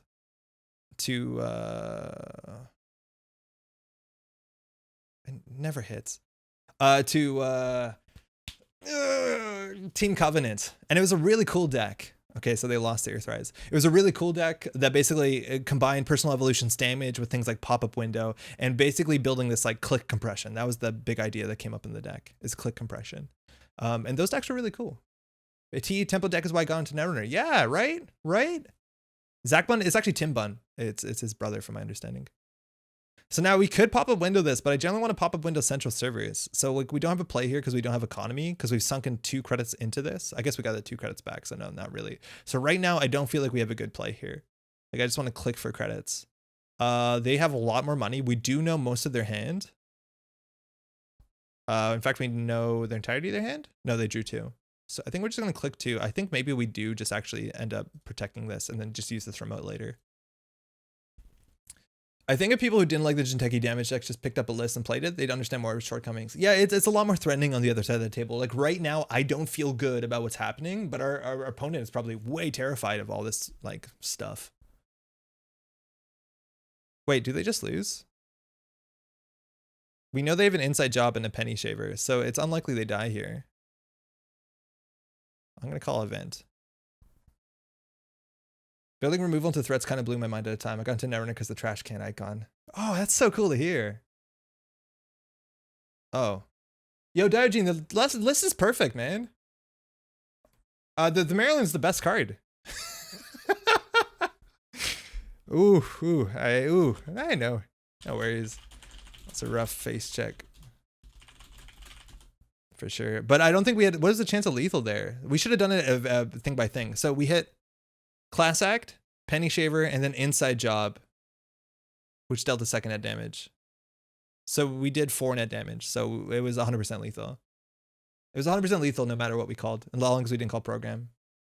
Should have known to draw one more. Yeah, I think so. If you draw an event, it's a bit dicey, but I don't know if you have to run right now. The face check is just so harsh. Yeah, and that's the thing. It's like it's another size and 10 flatline, and like I don't mean any disrespect to any opponents we played against, but it's like on them to make that mistake, right? Like it wasn't intelligent play on our behalf. Besides knowing the right thing to call, which is pretty easy with Engram Flesh. And mind you, Engram Flesh is like the Diogen special. I think this is 3 in every of his lists. I love how easy Sisenton breaks the 3 damage rule. Yeah, I know. It is really, really rough. But like once they get a Bagalter down, like this does not look great. They break it for like what? 2 credits once a turn? Like, ugh. It's just like this early turn, they have to respect it. Can get a lot more games on the stream with the PE decks. Far cry from the 90-minute Black File BTL decks. Oh my god. I really want to go play that deck again and win one game with it because I feel like I played it terribly. Thanks for the game, eh? Want to run it back? We can do that again. That was a great game to win. Cool. You host? We'll do this one back. See you there. I think the good ice is the Diogenes special. Engram is just good. Engram is just good, but I think the issue I take up with Diogenes' insistence on Engram flush in every deck is there's a lot of decks where it doesn't make as much sense as other decks, right? Like there's some decks where the right play is not to be too aggressive, is to not like face check into everything. So in those lists, like it's very few and far between. I don't think it's necessarily 3 of in every deck. I think 3 might be a bit too much. Engram flush is a nutty card though, but I don't know. I think there's some decks where you don't want to do 3 of. There's better things to do with your influence. Like HB, I would not put 3 Engram flush in any HB deck, I don't think. Maybe startup is different. Agreed. I lost on the black file. Oh my god. I didn't explain what the black file was too. So we got comments on YouTube be like, what happens? Why didn't you win? And I highlighted it, but I just was quiet, which is really funny, I think. Engram flush is always taxing, same as slot machine for one influence, nearly unbeatable. It is. But I think some decks don't need it. But it is one of the best dice in the format, that's for sure. All right. Best luck. Have fun. As long as every turn is compelling, I don't care how long the game runs. I'm here for the whole stream. Cheers. All right, Steve, we have the ice for HQ. We have double Maryland, so that's going to be twice as good as our last game. Let's go. I think you get Engram Flash in a brain damage HB deck. Yeah, that doesn't exist. There's like, I don't think there's any brain damage cards in startup besides Cerebral Overrider. Am I mistaken? Oh, no, maybe Tier does brain damage. Is there other brain damage cards? I don't know. But the deck definitely doesn't exist, that's for sure. So we'll do HQ. Steve is not as impactful in the early game, and then we got 2 of these. So this actually looks better because one of them looks like a trap. I love the train of thought on running gag about Maryland. Oh man, but that's the thing is like now at this point, like they should just trash both of them. Like we'll res both of them, they should just trash both of them. And then like what do? We pop a window one of these? We don't want to pop a window of these. We have to pop a window R&D. Drawing last click, generally you don't want to do that. You want to do that bit before. Maybe because there's 2 of them, they feel like really bad of it. Maybe if we jam something else on the table, they feel like, oh, well, I can't deal with everything. So we could go install advance here. Okay, well, this forks him. I think it's clear by now that Jinteki is the strongest faction startup with the best dice. Oh, man. But do you see how little the Jinteki ice we're using? We're using 2 ice, and then the rest of it is just nonsense. Going for the bluff? Oh, yeah, Dojin, you don't? You actually built like a remote? I don't think we can afford to do that. I think Tobo's been burned already. They're going to play a bit slowly. Like right now we know how they're going to play because of the last game where they don't want to just die to an early like Urtica or something. So it's like way more likely that we get away with this. 1 net damage. We hit an inside job. Purge for 4. We're doing good. This is really good. Yo, max score. I would have cerebral as well. You think you would have jammed the cerebral? I don't like it. I don't love it because I don't think they're going to run because they want to set up. Also, running a trap is really easy after they Earthrise Hotel because they'll have more cards in their hand clicklessly. And if we score this, like obviously if they hit this, it's good for us. It'll be bad for our economy at this point in the game. So I don't love jamming it right here. If we had a Trickle Light in hand, maybe better. Pop-up is really good in this deck. I just don't want to put it on a remote server. I generally want it on R&D. Scored some Sting's House of Knife with that trick. Yeah. Is this still startup? You mean, is it? I don't have this graphic takes too long. Yeah, we're still playing startup. It's going to be most of this month, for better or for worse. I'm having a good time. Cerebral with Urtica and the token batteries, which is I like them. Yeah, your deck is 3 Trickle Light, and I respect that. Animation was too long. I canceled it. So now they're playing a bit too passive. They don't have a breaker outside of their Abigail, so they're scared of this. We could consider jamming the Cerebral Overrider, but I just want to kind of find a bit more. Having another, yeah, something for the remote would be good.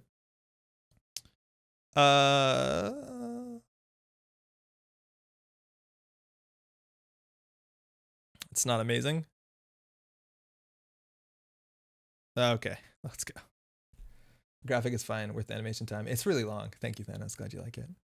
Triple Maryland, that's unlimited power, and these are just going to go right back in. They didn't trash them, and they should have trashed them. This is 12 credits. You know how much 12 credits is for this deck? Like, the fact that they're not doing anything besides building up is fine, because it takes a long time for us to score out. Mind you, this deck is faster because it's running real 4-2s. But, like, they should trash all this stuff. Like, they're not using their money. They need to trash this. This is so much money for us. How's the econ? The love the campaigns. Oh, the campaigns are doing so well. But again, I think it's on the runner. The runner is goofing it. The runner should be. How much better is Maryland over Nico? Nico, you need to protect. Nico is credited positive. It's also twice as much influence. It's a better card, I would say. But you need to protect it because its trash cost is only 2. Every runner would run it. But I think Tobal is definitely should be trashing these. This is on them. Now, they just class acted, so it's a bad time to jam an agenda. We will shuffle these. We don't know anything about the ordering of our deck, so it doesn't matter. 3x Maryland is a happy birthday, Mr. Preston play. We'll do server 6, and I'm just gonna put this onto archives just because sneak door beta is pretty common in these lists. And this will be our scoring remote. Okay, now they're gonna run, and our hand is like really ripe for this. Is how we lose. This 100% is how we lose, and that's why they spin doctored. Yeah, we are not in a good spot. Luckily, if they pressure this, they're less likely to jam the remote. Does this work?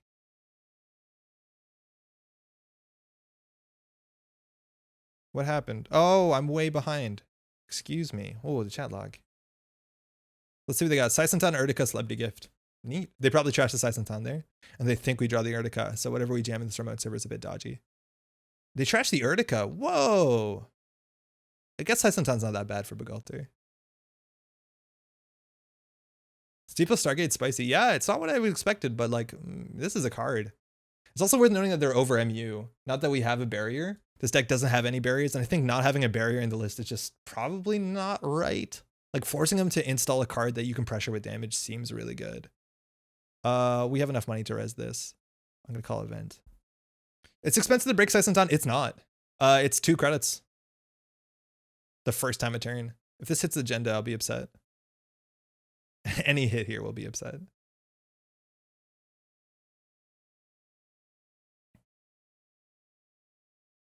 And now Steve is going to have a choice. So which bravado do we want? I think we'll remove the bottom bravado. And they hit the overrider. So that's really good. That's 0 trash. Now they're on 9 credits. So I still think we jam behind Engram. And then they could boomerang it or inside job it. Here they are discarding 2 cards, which isn't the worst often with Steve. And the fact that they can run HQ, get an access, and return a card. Like, oh my God.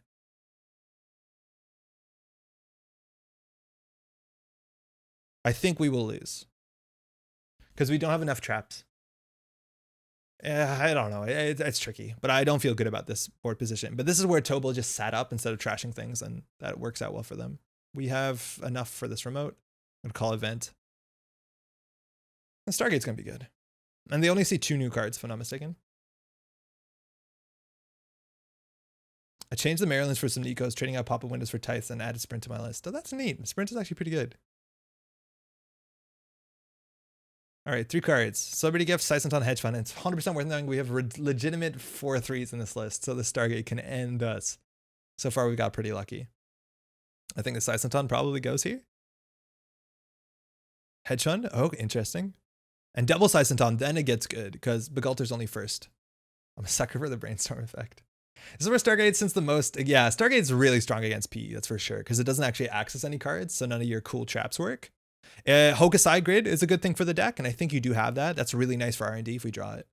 It's the Bane of PE. Yeah, Hushik also can be really rude. But yeah, Hokusai Grid can do pretty well. And now they're just running this with Overclock. I think we res everything, and we're going to be pretty disappointed.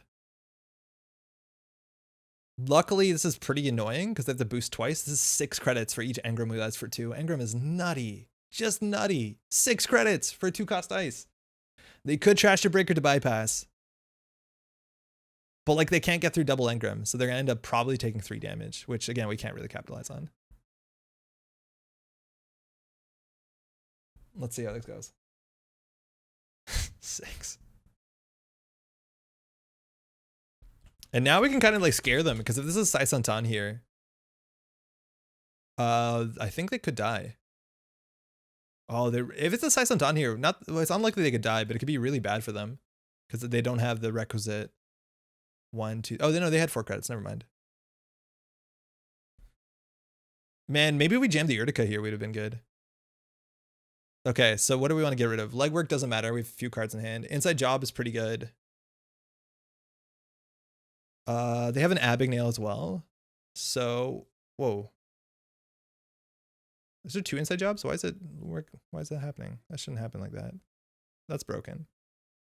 Bravado doesn't work with Stargate, so it's not amazing, but they're probably Bravado HQ. Bravado is better than Gamble. I don't understand why this is happening. Weird. Supposed to be writing stuff for uni, but P is just captivating. The Urtica wouldn't have been lethal. The Urtica would have flushed their hands. So, not good. They lost the Abigail, though. So they're on 4 credits. Their hand is sure gamble into legwork. So if we jammed the Urtica, if we expected them to run it, now we would have had a really good jam for an agenda. But unfortunately, it did not work out well for us.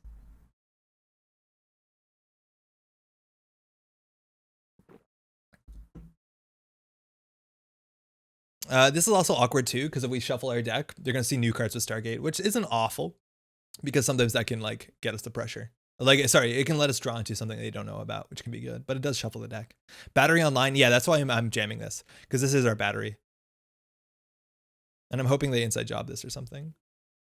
But I think they should be running HQ just about every turn, especially because they know what this card is. They 100% know this is a celebrity gift. So I think they want to run HQ for 2 credits. I wish we jammed these in the wrong order, or the opposite order, if you know what I mean. Okay, so this is unknown card. Ah, oh, fuck. Oh, that's so awkward. That's the problem of jamming this into the remote, though.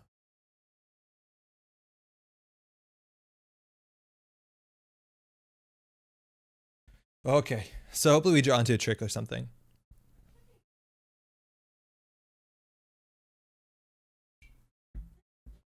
HQ is the reason I don't like Celebrity Gift. Yeah, no, that is true. But unfortunately, we did start jamming out a bit. This starts at 11 a.m. for me. It always distracts me from work. Yeah, you're welcome, employer. Like, we could do install here. They're going to be on 7 credits, and they're going to have 2 more cards in hand. And they're going to be good cards because they're filtered. So this doesn't feel good. Like, I think we just have to draw into a Trick of Light. Okay, now we're good. I'm just going to ice up HQ and click for credit. We need to make it as hard as possible for them to get their Steve value. I've been super unhappy with Celebrity Gift. Yeah, I'm just generally, I don't love Celebrity Gift. I feel like showing your hand is just so much of a problem. It's like so much value for the runner that I don't want to do it. Admittedly, though, in this format, the amount of cards you play in your deck is like a bit more, it's a smaller play space. Problem with Jinteki startup, if you spend influence on economy, you don't have influence for ice. And if you spend influence on ice, you don't have influence for economy. You spend influence on skunk words. Yeah, we're going to find out real soon. All right, here they're going in, which I like because it lets them trash the Hokusai. I can call an event here. Technically not necessary. Oh, they broke all of it. Oh my god, that's expensive. Oh wait, no, that's not no, it's not that bad. I thought that was Engram. Pop-up window's so good.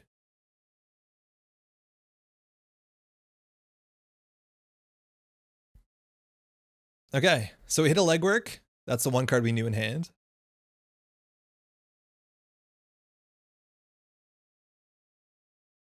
Hokusai is going to come down for 4 credits, which is a fair bit. It counteracts most of the, well, +1 on the Dirty Laundry. Okay, so now, ooh, I think we actually just score off the Off-World Office. No, we need more advancements for that. And at 4 credits, we're not threatening Neurospike. If Celebrity Gift was a single click, I'd probably still not run it. Oh, I definitely would for a single click. 10 credits for a single click, or 7 credits for a single click, that's wild. And then you can also do stuff, like you can dump your hand. Like that's the problem with Celebrity Gift. Like it's not a big deal sometimes if you show their hand and then jam that hand into a remote server and advance the card if the remote server is safe, and this makes it a bit harder. It also makes it easier to do like draw or like install Spin Doctor, draw Celebrity Gift, and then throw it out. Like there's a lot of reasons why it'd be easier or better. I think we actually will score out the Off-World Office. We need the money. Celeb Gift is better if you're using Subliminal. I guess so. Oh, they installed the Corroder. Got him. Yeah, I guess so.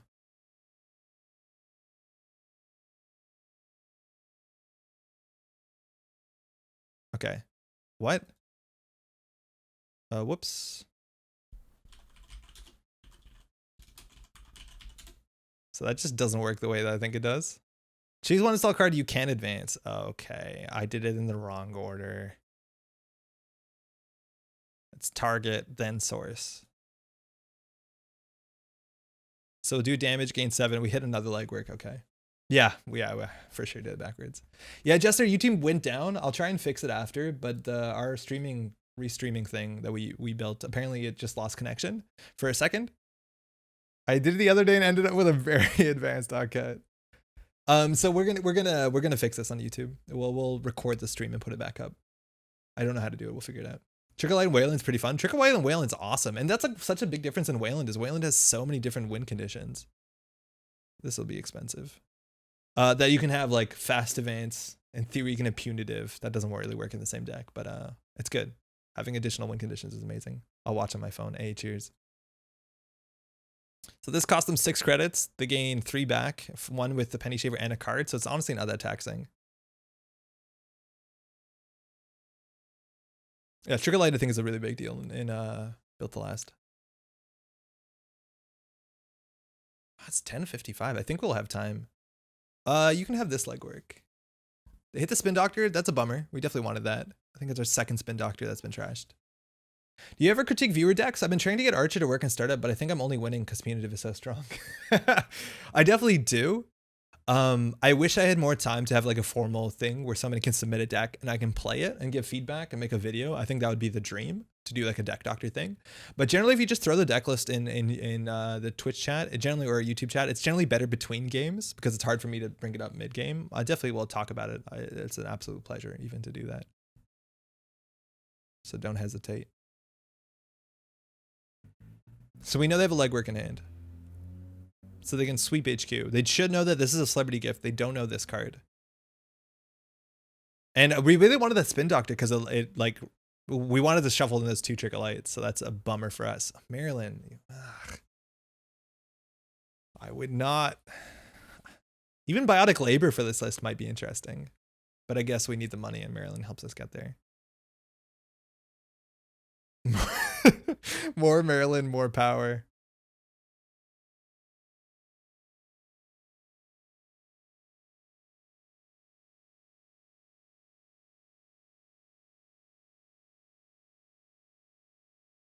I know what I'm doing.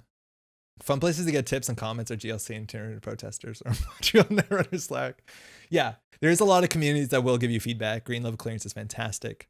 Itinerant Protesters is also very good. They have more of a focus on like the competitive side of things. We know they have a legwork in hand. Doing a Stargate while there's 2 unadvanced cards on the table can be dodgy. Admittedly, one of them could be a Spin Doctor. There's only one in the deck too. R/Netrunner, yeah, R/Netrunner is okay as well. You just don't see it as often. As opposed to like a Discord window where you'll get feedback and you can ask questions. I feel like it's a bit better for a conversation. Sorry if that snap was really loud. Spin? Oh, they found the last Spin Doctor. There's no way they're not trashing that unless they're going to run back. They trashed the House of Knives. Ooh, if they let us top deck a Spin Doctor, we can save that. They need to go in this turn. Showed up my new PE deck in GLC and they were super kind. Yeah, GLC's great. GLC's really good.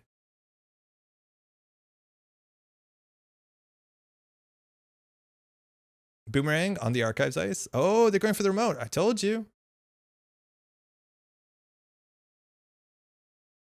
Oh, this actually worked out. Maybe they have one last click. They could run it. I'm going to name event though. I know they have legwork.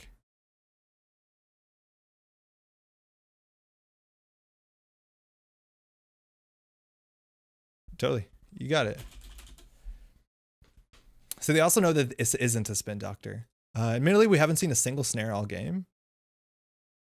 Ooh, okay, that's good. So now that they actually they spend 4 less credits. I wonder if they run this last click. If it's a snare, it's kind of scary. They'll never run over Maryland. They can also trash the Maryland, which is a bummer. That's fine though.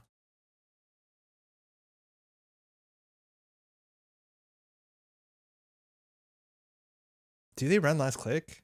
They don't. Oh, the play worked. I feel really proud about this. Because now we're like actually, ooh, we hit a set. They're on 2 Stargates. What does that mean? We actually can close this game off now that we have Spin Doctor to get a Trickle Light back.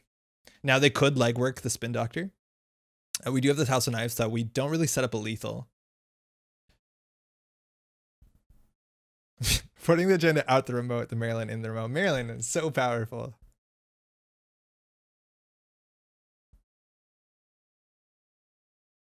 Lonely House of Knives always weak. Yeah, no, this is, it was good out there. I do like the art on this a fair bit. It's pretty intimidating. That being said, the original House of Knives art is also like a total banger. So that harsh, difficult competition.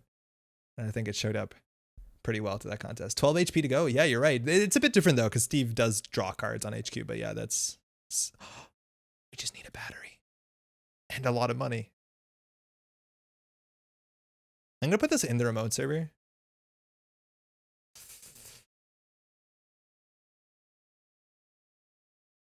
We just need to advance literally anything. But we also have to draw the one of 3-2 agenda. We're weak to legwork. Thought I said we're weak to legwork. Oh, we're weak to legwork. We can get legworked here. It's fine. I can steal a sting. That's a lot of money. Should have made space for ice walls. Yeah, I don't know. I think we have enough like stuff to trash. Like we have enough. We have 3 cerebrals. Yeah, now they're dealing with a Spin Doctor. And now we don't actually have to Spin Doctor into Trickle Lights. And though there's a reason why we might want to. I'll put the House of Knives back in. We'll also House of Knives them. And I think we'll put another Spin Doctor in. I think that's more relevant. That will hit him. Hit an inside job. That's a really good hit. That's a 4-credit econ card. There's no other cheap advanceable ice, is there? They're dirty laundering this. Love it to be Antarctica, but it's Maryland. It's going to come down. Again, they should just trash it. We'd be really cool if we put a snare there. If we put a snare there, we could have been lethal. We actually could have considered House of Knives there as well.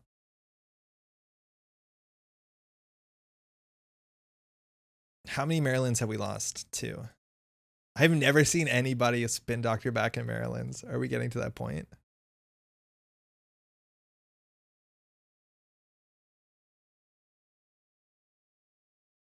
Okay. We don't have snare money, which is a bit of a bummer, but generally they don't go for accesses. They go for Stargates, so it's okay. But this will be nice. If they steal it, it's okay, because then it makes our stings a bit stronger. They're only on 10 cards left. They just took 3 off Penny Shaver. They just drew with Class Act. This might actually sneak through. I don't know if we score this. Oh no, they're going for it.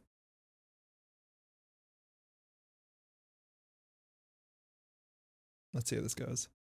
I think we're just going to continue the call event. Yeah, it looks like that does work. Oh man, this is 6 credits. Unless they're going to trash this. This is 6 credits. If that's an Urtica, they actually couldn't even trash it. And they should, because we have Trickle Light in the deck. Is that going to be all their money? God, Anger Flesh is so silly. Silly.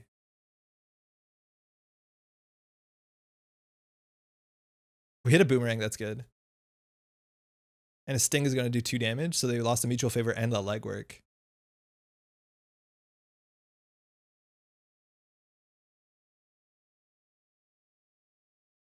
I think we just install this and click. I don't think we want to advance this. No, I think we just click, so we have snare money. We could consider advancing that, but we'd be on 1 credit, so they don't have to worry about Cerebral Overrider, which we have 2 in our list. They can't fire snare off of HQ, and they have no money, so it's unlikely they run this. And if we score this, it does 3 damage. So I think we just end up scoring this out and go to 6 points. We could also advance this and then just use it as a Trickle Light battery and then score it after, which honestly might be fine. Ideally, no, I think you're right that they will think this is a Maryland, but that can go for any card. 0 credits. What do they do here? They have to just click for credits. There's no econ they can pay on 0. Sting, yeah, I think people don't respect Sting. I've died to Sting a heck of a lot more than I'd want to admit to. Sting has like really unintuitive numbers on it.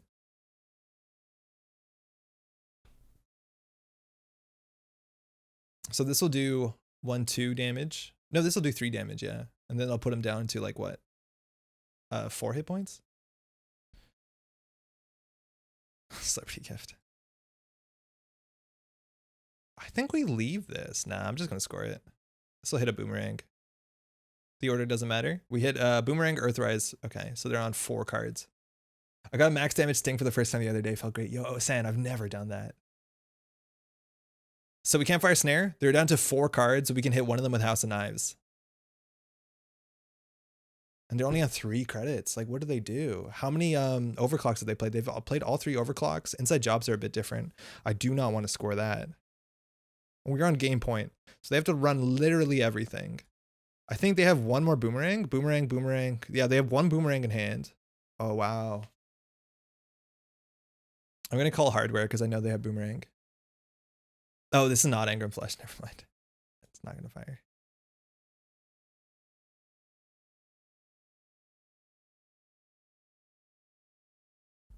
Technically, the 3 stings combined always do the same total damage unless the player gets all 3.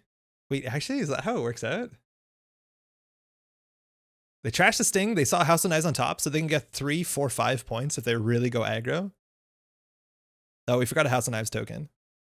That's on me. 2, 3, 4, 5. Ooh. Credit. Now they can always pop their Abigail. Credit. That's a good game.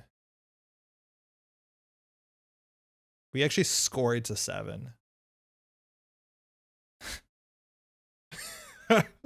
Good game. Oh, that was a fun one.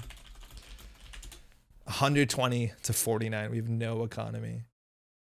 We have Maryland's. That's like most of our economy is Maryland's. We never played a Cyberdeck sandbox. We have no Hansais. We didn't play a single. We played 1 hedge fund. 2 games, 2 wins. Undefeated on JNet casual. Let's go.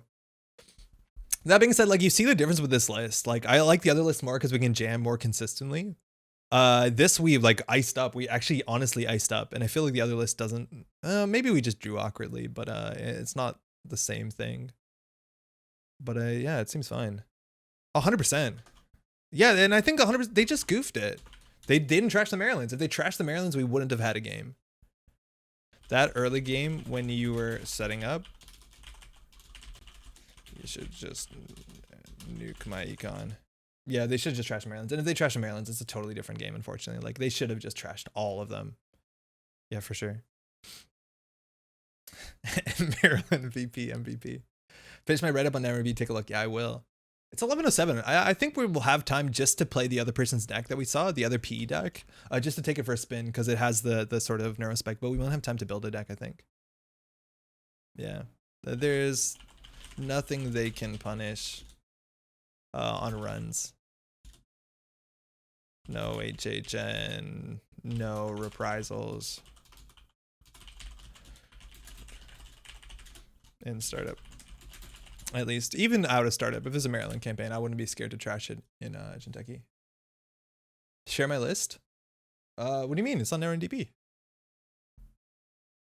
Mara win. They can see it on NRB. Oh, I see to them. Yeah. It's the list. I'm used to 2018. Oh, get out.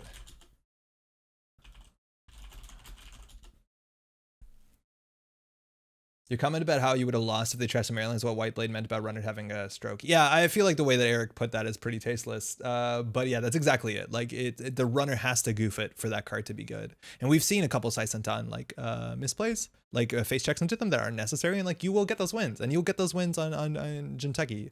Hopefully that happens less than a tournament, where I think people are like more on game and maybe a bit more threat averse, because that's like a real big thing is on Jinteki casual people are jamming games for fun where they might be less risk averse than when they have like, you know, oh, I really hope I get X and 2 or whatever. Thanks for the games, eh? I mean, Engram is on a similar power level to Mouseless, and that costs $4 and 3 influence at a minimum. Engram could probably be 2 influence. Engram 100% should have been 2 influence, maybe even 3 influence. I think it also should have cost 3 credits. Hell, 4 credits would have been fine. Like it's just so over the curve. Okay, so this is a list. Started punitive archers, feedback wanted. Okay, feedback. This was shared. This is Cactus. Okay, dessert Cactus. So firstly, You want my feedback? I'm going to be ruthless. You have a write-up, and I don't exactly have time to read all of it. What's the best icebreaker setup in startup? Answer Boomerang. Okay, 100% on the money. What's the best killer in the startup? Begalter. Yeah. What are these two cards in common? They suck against Archer. You're on the right path. Okay, well, let's talk about the deck. Right now, it looks like you're winning off Punitive Counterstrike, and so for that reason, you're running 2 SDS to Development and 3 Send a Message. You also have 3 Hostile and 2 Divested Trust. Divested Trust is, I think, a really, really bad agenda. There's just a lot of problems attached to it. Like, you have to score this before any of your 5-3s for this to be good. Then you have to forfeit it, which puts you farther away from winning. And then the agenda goes back to HQ. So obviously the runner can rerun it. The fact that when you score this 3-1, instead you could have scored a 3-2, something that has a relevant ability on it, like that's already pretty difficult. It makes your deck have more agenda cards in it. So 3-1s are generally pretty bad unless they have game-winning things. There's just so many situations in which you steal this at a point that it doesn't matter. And I think one of the biggest things about Divested Trust that might meant to be known is that if the runner steals the winning 7th point, you can't Divested Trust it. So this will never stop you from losing the game. I'm aware that this seems really nice about like, you know, punitive things. They steal an agenda, but then you steal it back, right? Like that seems good. Let only have 5 credits. But this just seems too positional to me, or like too situational to me for me to be excited about it. I think a lot more times if you're running a punitive list, you just want to be running 3 of each of the 5-3s and then 2 hostiles, and that's good because then you have only 8 agendas in the deck, and the runner needs to steal 3 of them, which is pretty good. When we're out of here to look at my list, yeah, let me just cue that up. Never just such a work with punitive. Yeah, it's really good for punitive. Where were we? Yeah, here. Okay, so that I think that's what most people do is they just run hostiles and don't bother with divested. Your mileage may vary, but I'm not a big believer in there.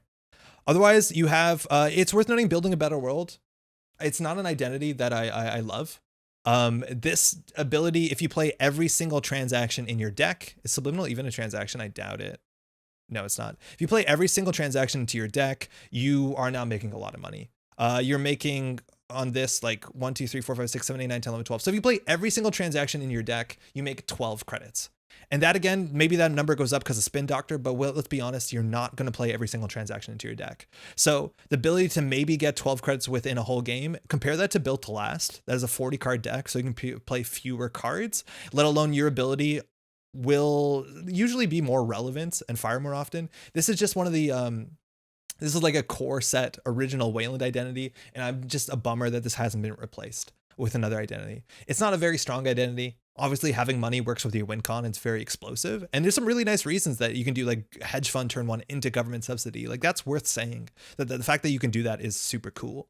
But it's just not an identity that I'm ever excited to play because I don't think it gives you enough value compared to some of the other options you have. What's the other Wayland you can play? It's Building a Better World, it's Built to Last, and which one am I forgetting? Built to Last seems better from my experience. Yeah, that's what I've seen as well. Note the Send a Message works on Archer. Yeah, Send a Message works on Archer, and that's sweet. It's good that you get an Archer res. It's a bummer because they'll see what their Archer is, but Archer is just good enough on its own. And I guess these 1-pointers also help with Archers, but I think you just want to play maybe you can even play 3 hostiles. I don't know. The audio is very noticeably desynced from your camera. Oh, it's Earth Station. Oh yeah, Earth Station's good. Not sure no one's mentioned it. I hope it's okay. Maybe try refreshing, but I don't know. That might just be Twitch. Is anybody noticing the audio desyncing? We've had problems with the internet today, that's for sure. Otherwise, you're playing Sprint, which is really good when it comes to a punitive list because you have it. You have 3 subliminal. I would not run subliminal messaging as a 3 of in a list just because the other copies of it are pretty bad compared to it. Like playing 1 subliminal, if you draw it, it's really good. 2 subliminal, even better. Well, not even better, like that's okay. 3 subliminal is a lot because generally the 2nd and 3rd subliminal is a dead card because if the runner doesn't run, you get all 3 back, but only one of them is a clickless credit, and then you have to throw the others out. So you're basically just getting yourself closer to getting an untrashable pad campaign and taking 3 slots of your deck for an untrashable pad campaign if the runner isn't interacting. So I don't love it. Oh, it's a 2-card combo with Hansei. That's true. I don't believe in it. I think you could go down to 2 and probably have the same experience. I don't think 3 is necessary. Try cutting 1 down and see if you like it. The Ice Weight is like pretty underwhelming, but hey, it's System Gateway. Not System Gateway, it's Startway. After is a 3 of. This is something you only want on HQ. You have Whoredom too, which is worth considering. It looks like you do have some tech I think Magnet is a good card. It's good enough. I'm not sure I'd be excited to run 3 of these when you can also run an Engram Flush, you can run a Hordem and Enigma. There's a lot of other good code gates. And so I think you want to maybe diversify a bit. You see this a lot where people just put 1 good ice and a 3 of. There's actually some really good reasons where you want to diversify those numbers so people don't know what to expect. It's better against things like Atman, not that those are so popular, but I think there's good reasons why you want to mix up your ice suite a wee bit. It's help filling the hand to protect agendas. You don't want to do that. You just want to go fast enough. Like imagine that this was just a better card that lets you score out in a remote server so that you don't have to keep multiple agendas in hand. It's not even like you want a pad hand, right? Because of punitive. Would Magnet is important because of Tranquilizer? No, I totally believe that. I get that. I just feel like 3 might be a lot because you're not going very fast in this deck. This is really good for a rush deck. Overall, I think the problem that this deck has is it's too honest. If the runner has a lot of money, you're going to lose because you have no way to threaten them outside of punitive Counter-Strike and just scoring behind ice. You have no defensive upgrades, and that's something you could look into. Maybe you could also look into Earth Station to make that just a bit harder for them, and maybe you sacrifice 6 or 8 credits, but maybe your remote server has a Maryland or a wall-to-wall or something that gives you enough credits to counteract that. But if they have enough money and they can go fast enough, your punitive strategy might fall apart. And your ice might fall apart because you only have one good ice, which is Archer. And mainly you have Pharaohs, but it's really hard to res a 7 credit ice and also still threaten punitive from my experience. And the magnets do help the Pharaohs, so that's for sure, because it stops it from being botulite. But I think if you want to do something, maybe just put like some upgrades in here, something that makes it a bit less fair. Maybe you want to do Earth Station with Kayambe. That's a really strong card. But right now you're just playing a game that says, I think I can score behind ice and have more money than the runner. And you can't always ensure that if you're playing slow and if the runner has a really good economy. You saw a lot of the games that we ran against, like the runner has like 18 credits on turn 2. Especially if they're not forced to interact. And that's the thing, is everything you're jamming in a remote server, they know when to run and when not to run, right? So there's not a lot of threats you're putting in the remote server without advancements that they have to consider running. Not that they know that, but once they see the punitive, sometimes it gets more obvious. 6 agenda BTL Glacier, and I still win with punitive a lot. No, I think 6 agenda BTL. Okay, but honest question, is this deck better if I just cut Arch and play a different idea and just Glacier up? Yes and no. I think so. It's hard to say. Because in built, like the problem with archers, you want little 1-pointers, and I still think you can play hostile. I think hostile is fantastic, but now that you play hostiles and you're playing more hostiles, it's less easy to put the 6. Like maybe you can do 5 3s in built last and 3 hostiles. Maybe that's wacky, but you could try that, and I think that could be fine. I think that's an option, but I think the fact that you have 2 win conditions is good. That's way better than just having ice and hoping you can score behind it. I think it's not that hard to put some upgrades to get a 3rd win condition. And I think I would switch the identity, but I think you're on the right path. I think you do want to diversify the ice a wee bit. Afshar is a hell of a card. I think it's better than Palisade, especially if you have wall to wall or something to advance. That's the long and the short of it. Yeah. And BTL isn't Colossus better than Archer? No, because it's 2 subroutines, right? Like question 2. Sorry, question 3. No, shit, question 1. I'll get there eventually. Thanks so much, it's very helpful. Yeah, no, of course. And if you update this, let me know how it goes. I'm always excited to hear how things go. Okay, this was published. This is not the name that gave this. Grumpy Kitten also has a built to. I'll do Grumpy Kitten. I'll talk about yours first because we're talking about Wayland, and then we'll go to this in a second. This is a quasi rush deck. Okay, this is good. So we are on, it looks like this is way more ice than I'd run. Actually, no, it's only a bit more ice. That's 15 ice. I like this. The ice suite is a bit more diversified. So this is the idea, is like you have a lot of the smaller stuff because you're going rushy. It's very easy for you to build a remote that has like 1 Enigma into 1 Aket, which is the ideal early game to like have 1 of each type, which is amazing. The Archer is a 1 of is good. And a Ballista. Yeah, actually, I think maybe you want to drop 3 Archer, by the way, because like you can only res so many of these in the game. Obviously, it ensures you get it early, but you probably want to go down to 2. 3 seems like a lot, but maybe you just need that so early. I gotta go to the store before it closes. Yo, cheers, Cactus. Thanks for dropping by. Thanks for the games too. Anyways, this looks good. I like the ice suite a lot. Agendas. Above the Law, Oaktown, Off-Road Off is good. Wall-to-wall, good. Trickle-Light, Double, Government Subsidy, Kayambe, Grid, Illegal Deck, Chrysium, Malapur, Data Vault, Managarm's Conquerors. Yeah, I think this deck is good. I don't have a lot of feedback on it. I think it's great. I think Spin Doctor is worth considering. Sprint is really good for combo decks with things like Trickle Light, but Spin Doctor just gives you the recursion so you can play your Trickle Lights more than twice a game. And I think you probably want to drop 1 or 2 sprints for 2 Spin Doctors just because playing your Trickle Lights over and over again seems more important to me. The Kayabe grid might not be worth it. I guess you do have wall to wall. The Crisium grid is cute, that is for sure. And the Malapur is kind of nice, but I'm not sure if it's necessary. This might be better as a second Kayabe. I think I'm undervaluing this card though, especially with Trickle Light. I think it's really good. And Managram is cute as well. One thing that's actually worth noting, and this is worth looking to, and maybe Cactus doesn't see this, but a card that I think is underrepresented, especially in an Archer list, but specifically within System Gateway by a mile, is what's it called? Problem Solver? No, Troubleshooter. This card is ridiculous. This increases, you can dump all your money. Again, we talked about how there's no economic denial. So if you end your turn or if the runner starts their turn on 3 credits, you're going to end if the corporation ends their turn on 3 credits, you're going to start your turn on 3 credits, right? There's no way to make the corporation lose credits without them consenting to some additional res costs or something like that. So the idea is that if you are going to win the game, and you have the agenda in the remote server, you can corporate troubleshooter and spend all your money borrowing whatever you need to score, and then you're in a really good spot. 0 to 2 is fantastic. 1 influence is really good. Put this in an archer list. You can make your archers like 1 billion strength. And we talked about how this list is already good against Boomerang. It's already really good against Botulus, so that's a really good thing. So I think corporate troubleshooter actually might be worth a shot, because some of this ice is actually really mean, and that might give you some influence over the Managarm Skunk Works. Admittedly, the money has to be pretty good, but I think corporate troubleshooter needs to be looked at. This is a really unfair card.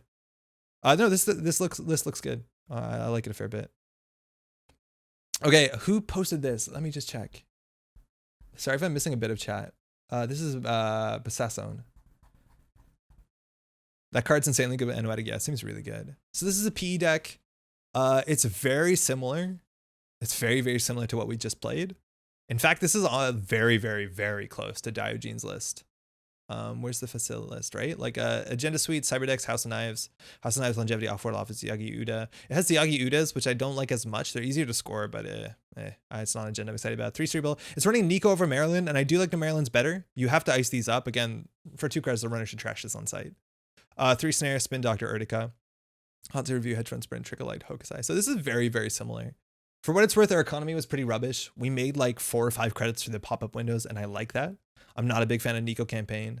And the sprint is honestly nice. It's not the worst. I don't know whether you can spend this on ice, which might be better, or economy, but the economy here is Hansei instead of Celebrity Gift, which might be a bit more playable. But I think this is very comparable. I don't have anything too strong to say about it. I think we highlighted the issues of I like having more things on the table where if the runner doesn't run, they lose. And these sort of decks have that attached to Trickle Light. And maybe with enough of these advanceable traps, you could actually put in the 3rd Trickle Light like Diogene had. And I do like that a lot, because it makes those cards that if they don't run, we don't do anything into a win con, which is quite nice. Tithe is also okay, right? It's okay. I'd rather have pop-up window, because pop-up window always gives you money, but it's not bad. I do think you want to put a barrier into the deck. It's a bummer that there's no good barrier. Maybe you can cut the 2 sprints for 2 Eli's. Eli's is really good in the format. 4 credits with 2 clicks or 4 credits is like, it's pretty good for 1 influence when it comes to Croter. Okay, it's 11:22. We're gonna do one more deck, I think, tonight, real quick, and that is the other PE deck that we saw that was on the punitive, not the punitive. It was punitive. I think it was punitive plus what's it called? Startup cards used, personal evolution plus Neurospike, because we have a Neurospike name in today. Palisade is an amazing barrier for the cost. Yeah, it's pretty good for the cost. It is pretty good. It's just unfortunately it doesn't do anything. Like we're used to things like Envelope or Kakugo or anything like that. King of Swiss. Okay, let's go. I'm just gonna 65912. Let me just update. Oh, that's not right. Let me update keyhole. And we should be good to go. Okay, here we go. I think there's a bit of new stuff I wanted to say. Not too much. Sangrun put out had a tournament last week. It's on their YouTube channel. Check it out. It's really good. It is a startup tournament as well. It's single-sided Swiss, so you see a lot of stuff really quickly. On top of that, round 2 is just a banger. You gotta watch round 2. Round 2 is amazing. Thanks for the feedback. Great content. Hey, cheers. I think it's definitely worth watching. The other thing, we have the Shaper video that came out earlier this week. Check that out if you like. I have to make one correction in post. I talked about an earlier version that I got from Nisei on an early spoiler, said DZ MZ optimizer was 1 to install. That's actually not true. It was 1 influence, not 1 to install. I think on 1 to install the card would be wild. But with this, I saw it as a preview as 1 influence. On 1 influence, I was so stoked about this card because I would have put it into like criminal bird decks and like all this other like fun, silly multi-card stuff. But at 2 influence, it's a lot more reasonable and it's harder to do. Like I would have built, if this was 1 influence, we would have been playing, let's just say we would have been playing Khan. That's a bummer, it's 2 influence. Okay, let's just check this deck list really quickly because we haven't looked at it in a while. The idea is we only have 8 agendas. House of Knives, send a message, vulnerability audit. We have punitive. There's a big chance that you actually want to cut this House of Knives to run another 3-pointer. And then just I guess there's no 3-pointers in the format. Snare, Spin Doctor, Engram, Enigma, Karuna, Palisade, Saisentan. We have Lacosta and Anoetic. We have Sprint, Predictive for card draw or money, which helps with Anoetic. And we just want to double Neurospike. And Sprint is really good to get the Neurospikes and not have the agendas on. This deck looks like it's doing what it wants to do. It has a very singular game plan, but it looks like it's very well tuned to get to that game plan.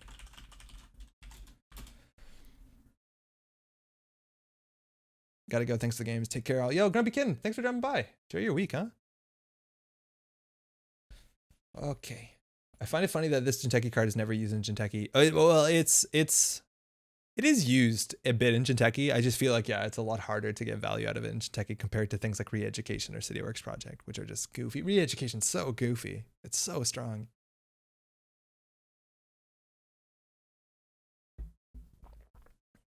We've been pretty good at finding games that start up, but I think it's mostly we've been playing against people who are watching, so they know what's up. So we'll see if this takes a while. It's getting a bit late, but we should have enough time for another game. Did we have other news? I guess Fantasy Flight Games announced a new game today, which is like Arkham adjacent. If you haven't seen this, basically they're redoing Battlestar Galactica, a beloved hidden traders game, but they're doing it in the theme of Arkham Horror, you know, which is in the public domain. It's all about being on a boat. It looks like a cruise ship, I think, or is it just a boat?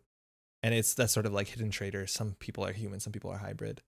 I think a lot of people are excited about this because Battlestar Galactica is really fond. It's like really well loved by a lot of people, and it's been out of print for a while, I think. Hey.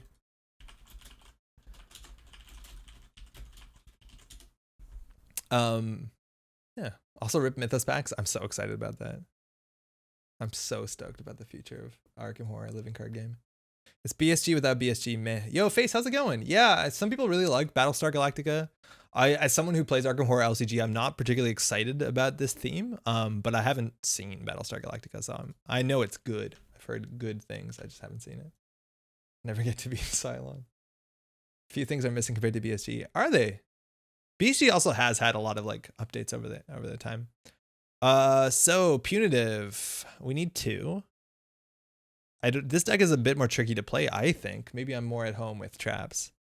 But I think we need ice up R&D. If they steal this, we look really silly because we don't have any big ice. Like we're just playing this because it's a 5/3.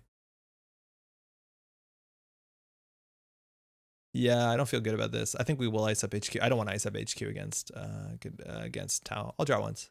Oh, Jesus.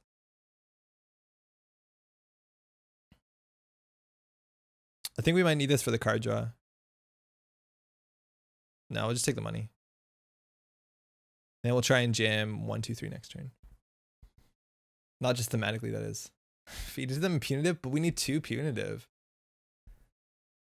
We could feed both of them. We could do install. All right. They got a good start, I guess. Daily cast, creative commission, burst plus value over time. It's nice. And so far they don't have any breakers to their names yet, but Boomerang's a hell of a drug. BSG is still my favorite show of all time. And the soundtrack's just fantastic. Conduit, how's it going? Yeah, I still haven't checked it out. I haven't checked that out, and I haven't checked out, what's the other one? It's called like Firefly or something. Yeah, I told you Boomerang. Ugh. What am I talking about? What's the name of that show? It's like a space cowboy show. Is that still cool?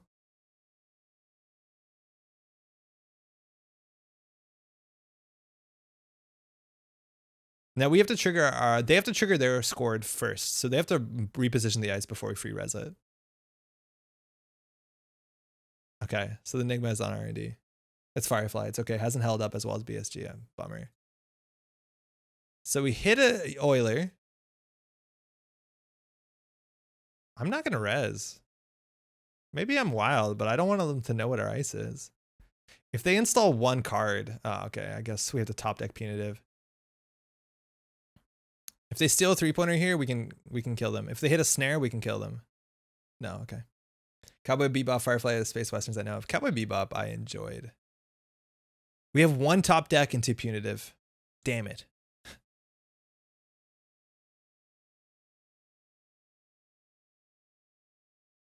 It's really hard to do this. What are we doing? I think we're losing really quickly. We probably shouldn't rush that again. We know Boomerang's in the format. Meow. And the problem is if they steal an agenda here, I guess they can move that over. I don't know. Oh, I haven't seen The Mandalorian. Yeah, it's good. It is good. Not sure if are they listening to us? Yo, Shin, how's it going? Yeah. Also, what's it called is really good. I think I dismissed it pretty early on into System Gateway, but a botchless is really good when you can reposition it. Yeah, the issue is like Anoetic throwing out. If we res this, we go down to 4 and we have 3, 4, 5. Nah, you're fine. We don't have a lot of agendas. A lot of times these single axes aren't too bad. And I think the only trashables we have are Anoetic, Lacoste, and Spin. Oh, and Snare, but that's fine.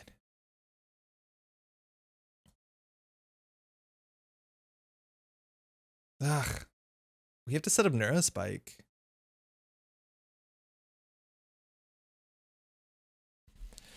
Not feeling great about this. I'm out of my element. We're playing Jinteki Glacier, and I feel like we probably actually should have switched to another identity. Just about any of the other identities might work up better with the game plan. Again, it does technically soften them up. They take 1 damage because of the punitive, but they're only going to score like 2 agendas. And I think we only score 1 agenda. So the PE ability isn't going to fire that often. We're trying not to score a lot. We're trying to score 1 agenda and then win the game. Off Neurospike. Pantograph, hopefully that doesn't trigger a lot. Double snare, okay. So we'll just put this in server 1 and click for 2 credits. We do at some point need to stop them from running the top of R&D over and over again. But we don't have any Neurospikes yet. We have 2 sprints, I think. I think we have 2 predicted planograms, so our draw is okay. Oh, Mayfly, wow.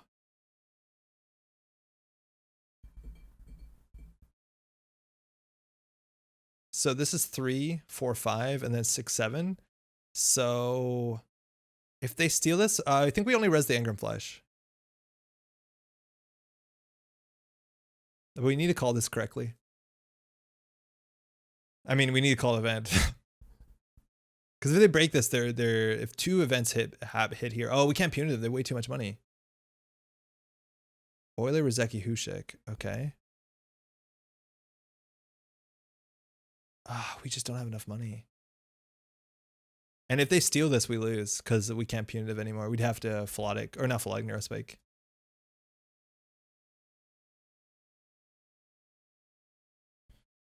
Yeah, this is rough.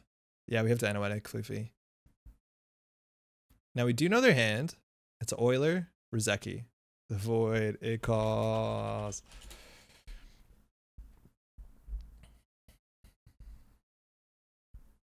So they could consider going back, but they'll be accessing this and they'll die. They actually have to break Engram. So they're just installing the Rizeki. And again, that makes sense. They can tax us out on this server. They have 1 card in hand. Ugh. So we have to draw and then take 2 credits. And that buys us the best of both worlds. Oh my god, this is scary. They run back, they might die. If they run back, they will die. Because we can Engram for program, and if they steal, they take a damage from PE. So that's PE actually mattering. PE, mind you, is what we call personal evolution, because it's way too many. Okay, there's not that many agendas in the deck. They're at 2, 2, 2. It's only 3 cards. Neurospike, Engram Flesh, Palisade.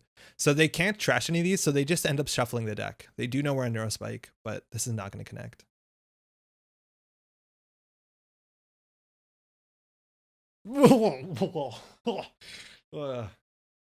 I would love a Spin Doctor.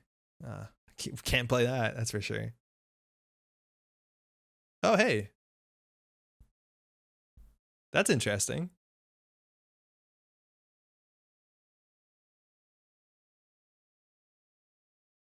Hopefully we keep that for another turn. Their econ is good, and their econ does matter. We are trying to draw into double Neurospike or to draw into punitive. We're actually kind of at the point where Neurospike is a threat. We have enough money that we can do like advance Neuro. So if we top deck double Neuro, this is huge. Vulnerability. Oh shit. Probably gonna lose here. We probably should have spin doctored. I don't think we had to Hansei there. They spin our ice around. That's a problem for us because they might be able to run this. Yeah, we definitely should have. We should spin doctored. We drew a lot. I think that the chance of them running HQ is pretty high. Pantograph also. That's a trigger. So they install SMC. We hit an Euler in hand. So I don't know what we know about hand. And they VRcation. Sick hit.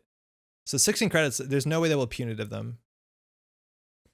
Okay. So now our only win condition, the punitives are useless, is what's it called?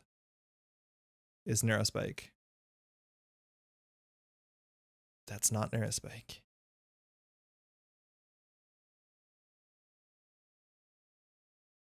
Huh. No ice for R&D. So we lose to a single. Huh. We can lose to a single Hushik.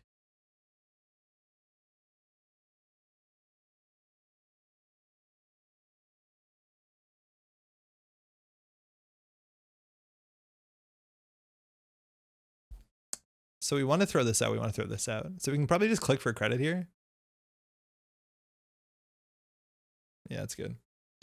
No board for Hushik. They did a Hushik at 3, which is okay, but they can always like SMC for Rizeki or an Euler and go in for 4.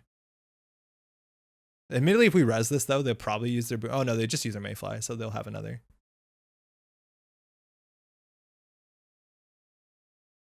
Sure, gamble. They're in 21, so Neurospike is the way. I don't know. We could do it. We have to draw Neurospikes really fast, and luckily we have like 5 cards on our hand. Simochip gets some access to an Euler if they need it. They're forcing our hand. I don't know if you want to force the hand when we have Spin Doctor on the table. I call it Vent. Kushiks usually hang out in hand. Running last click. I think you want to run sooner than last click. Fire all. Telework, Pantograph, Rizeki, DZ, MZ. Oh, it feels bad. This is high enough strength.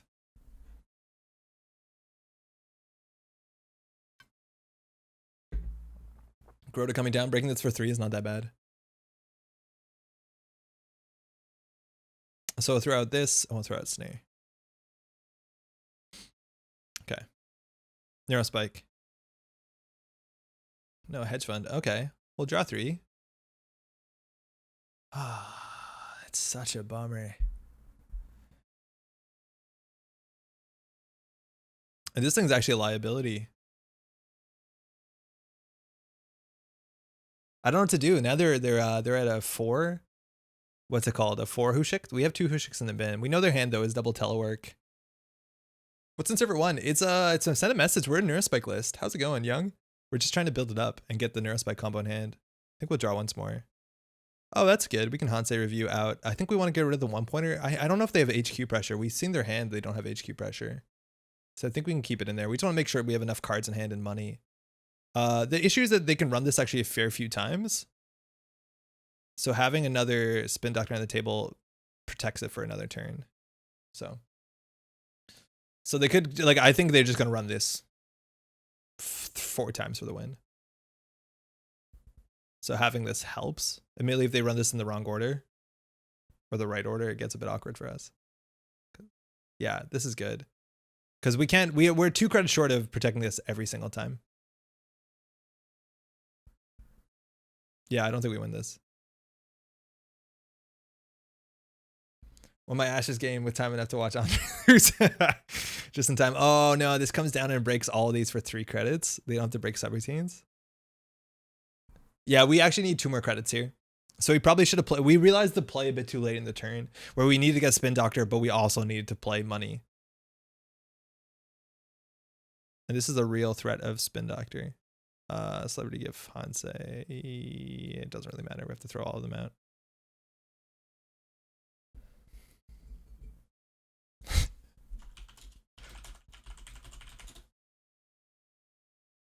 Yeah, I think we're just gonna get crushed here. Slowly.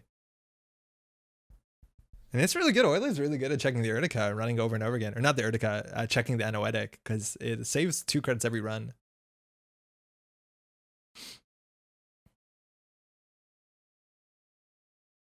Oh, they actually don't have enough money. Whoa. Wait, we can hang on for one turn. They don't have enough money to go back. But we probably have to score the send message. We can't defend it. They can do one more. This is where the spin doctor looks really smart. Spin doctor looks so smart right here. Fire and broken. Telework, telework. So their hand is DZ Pantograph or Zeki.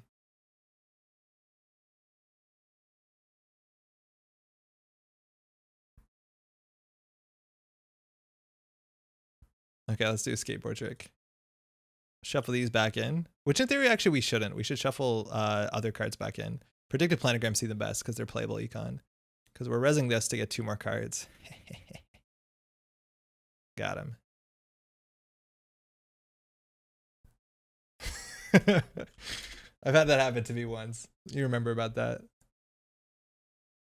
That being said, I think we do need to just score this out because they can probably contest it.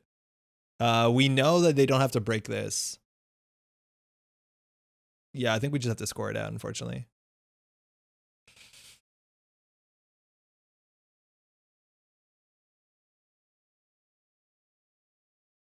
Honestly, resing this for free would have been okay. Thinking. So what do we do? We can draw, I guess. Oh, Corona's nice.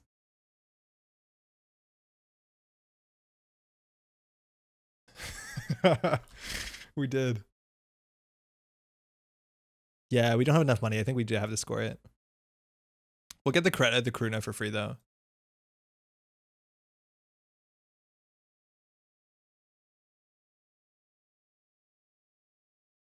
PE does the damage. Send a message, res that. You can reposition it, though. So it's like, actually, we probably still wanted to install it there. It was the cheaper, but they're going to put it away. They're just going to put whatever's cheapest on R&D. Yeah, there you go. That's actually a good enough server, though. This is, it saves them a credit when they're running this if they put on centrals. And Pantograph gets trigger here. I think they can install a DZ if they want to. They don't. Why not trash the Enigma? Oh, that's actually a good point. We probably should have trashed the Enigma. I think you're totally right, Floofy. We should have. Yeah, especially because this is a liability against Lat. We definitely should have trashed the Enigma. Yeah, I think that's a good shout out. All right, so we spin doctored back in the agendas so we don't lose on the spot. We'll lose later, thank you. That's a good play, forcing archives before checking R&D. You want to get those agendas back into circulation. Tao's ability is really, oh, GG. I think that was on us. I think we rushed too fast into Enigma, into the boomerang that we should have expected. I think we called that after. We're like, oh, they're gonna boomerang this. Yeah, it was. Tao's ability was like really relevant. I think we'd misplayed about the free res, and we just needed to draw into the Neurospike sooner. Like we had places where it was lethal. We had the money. You made me pay for it though.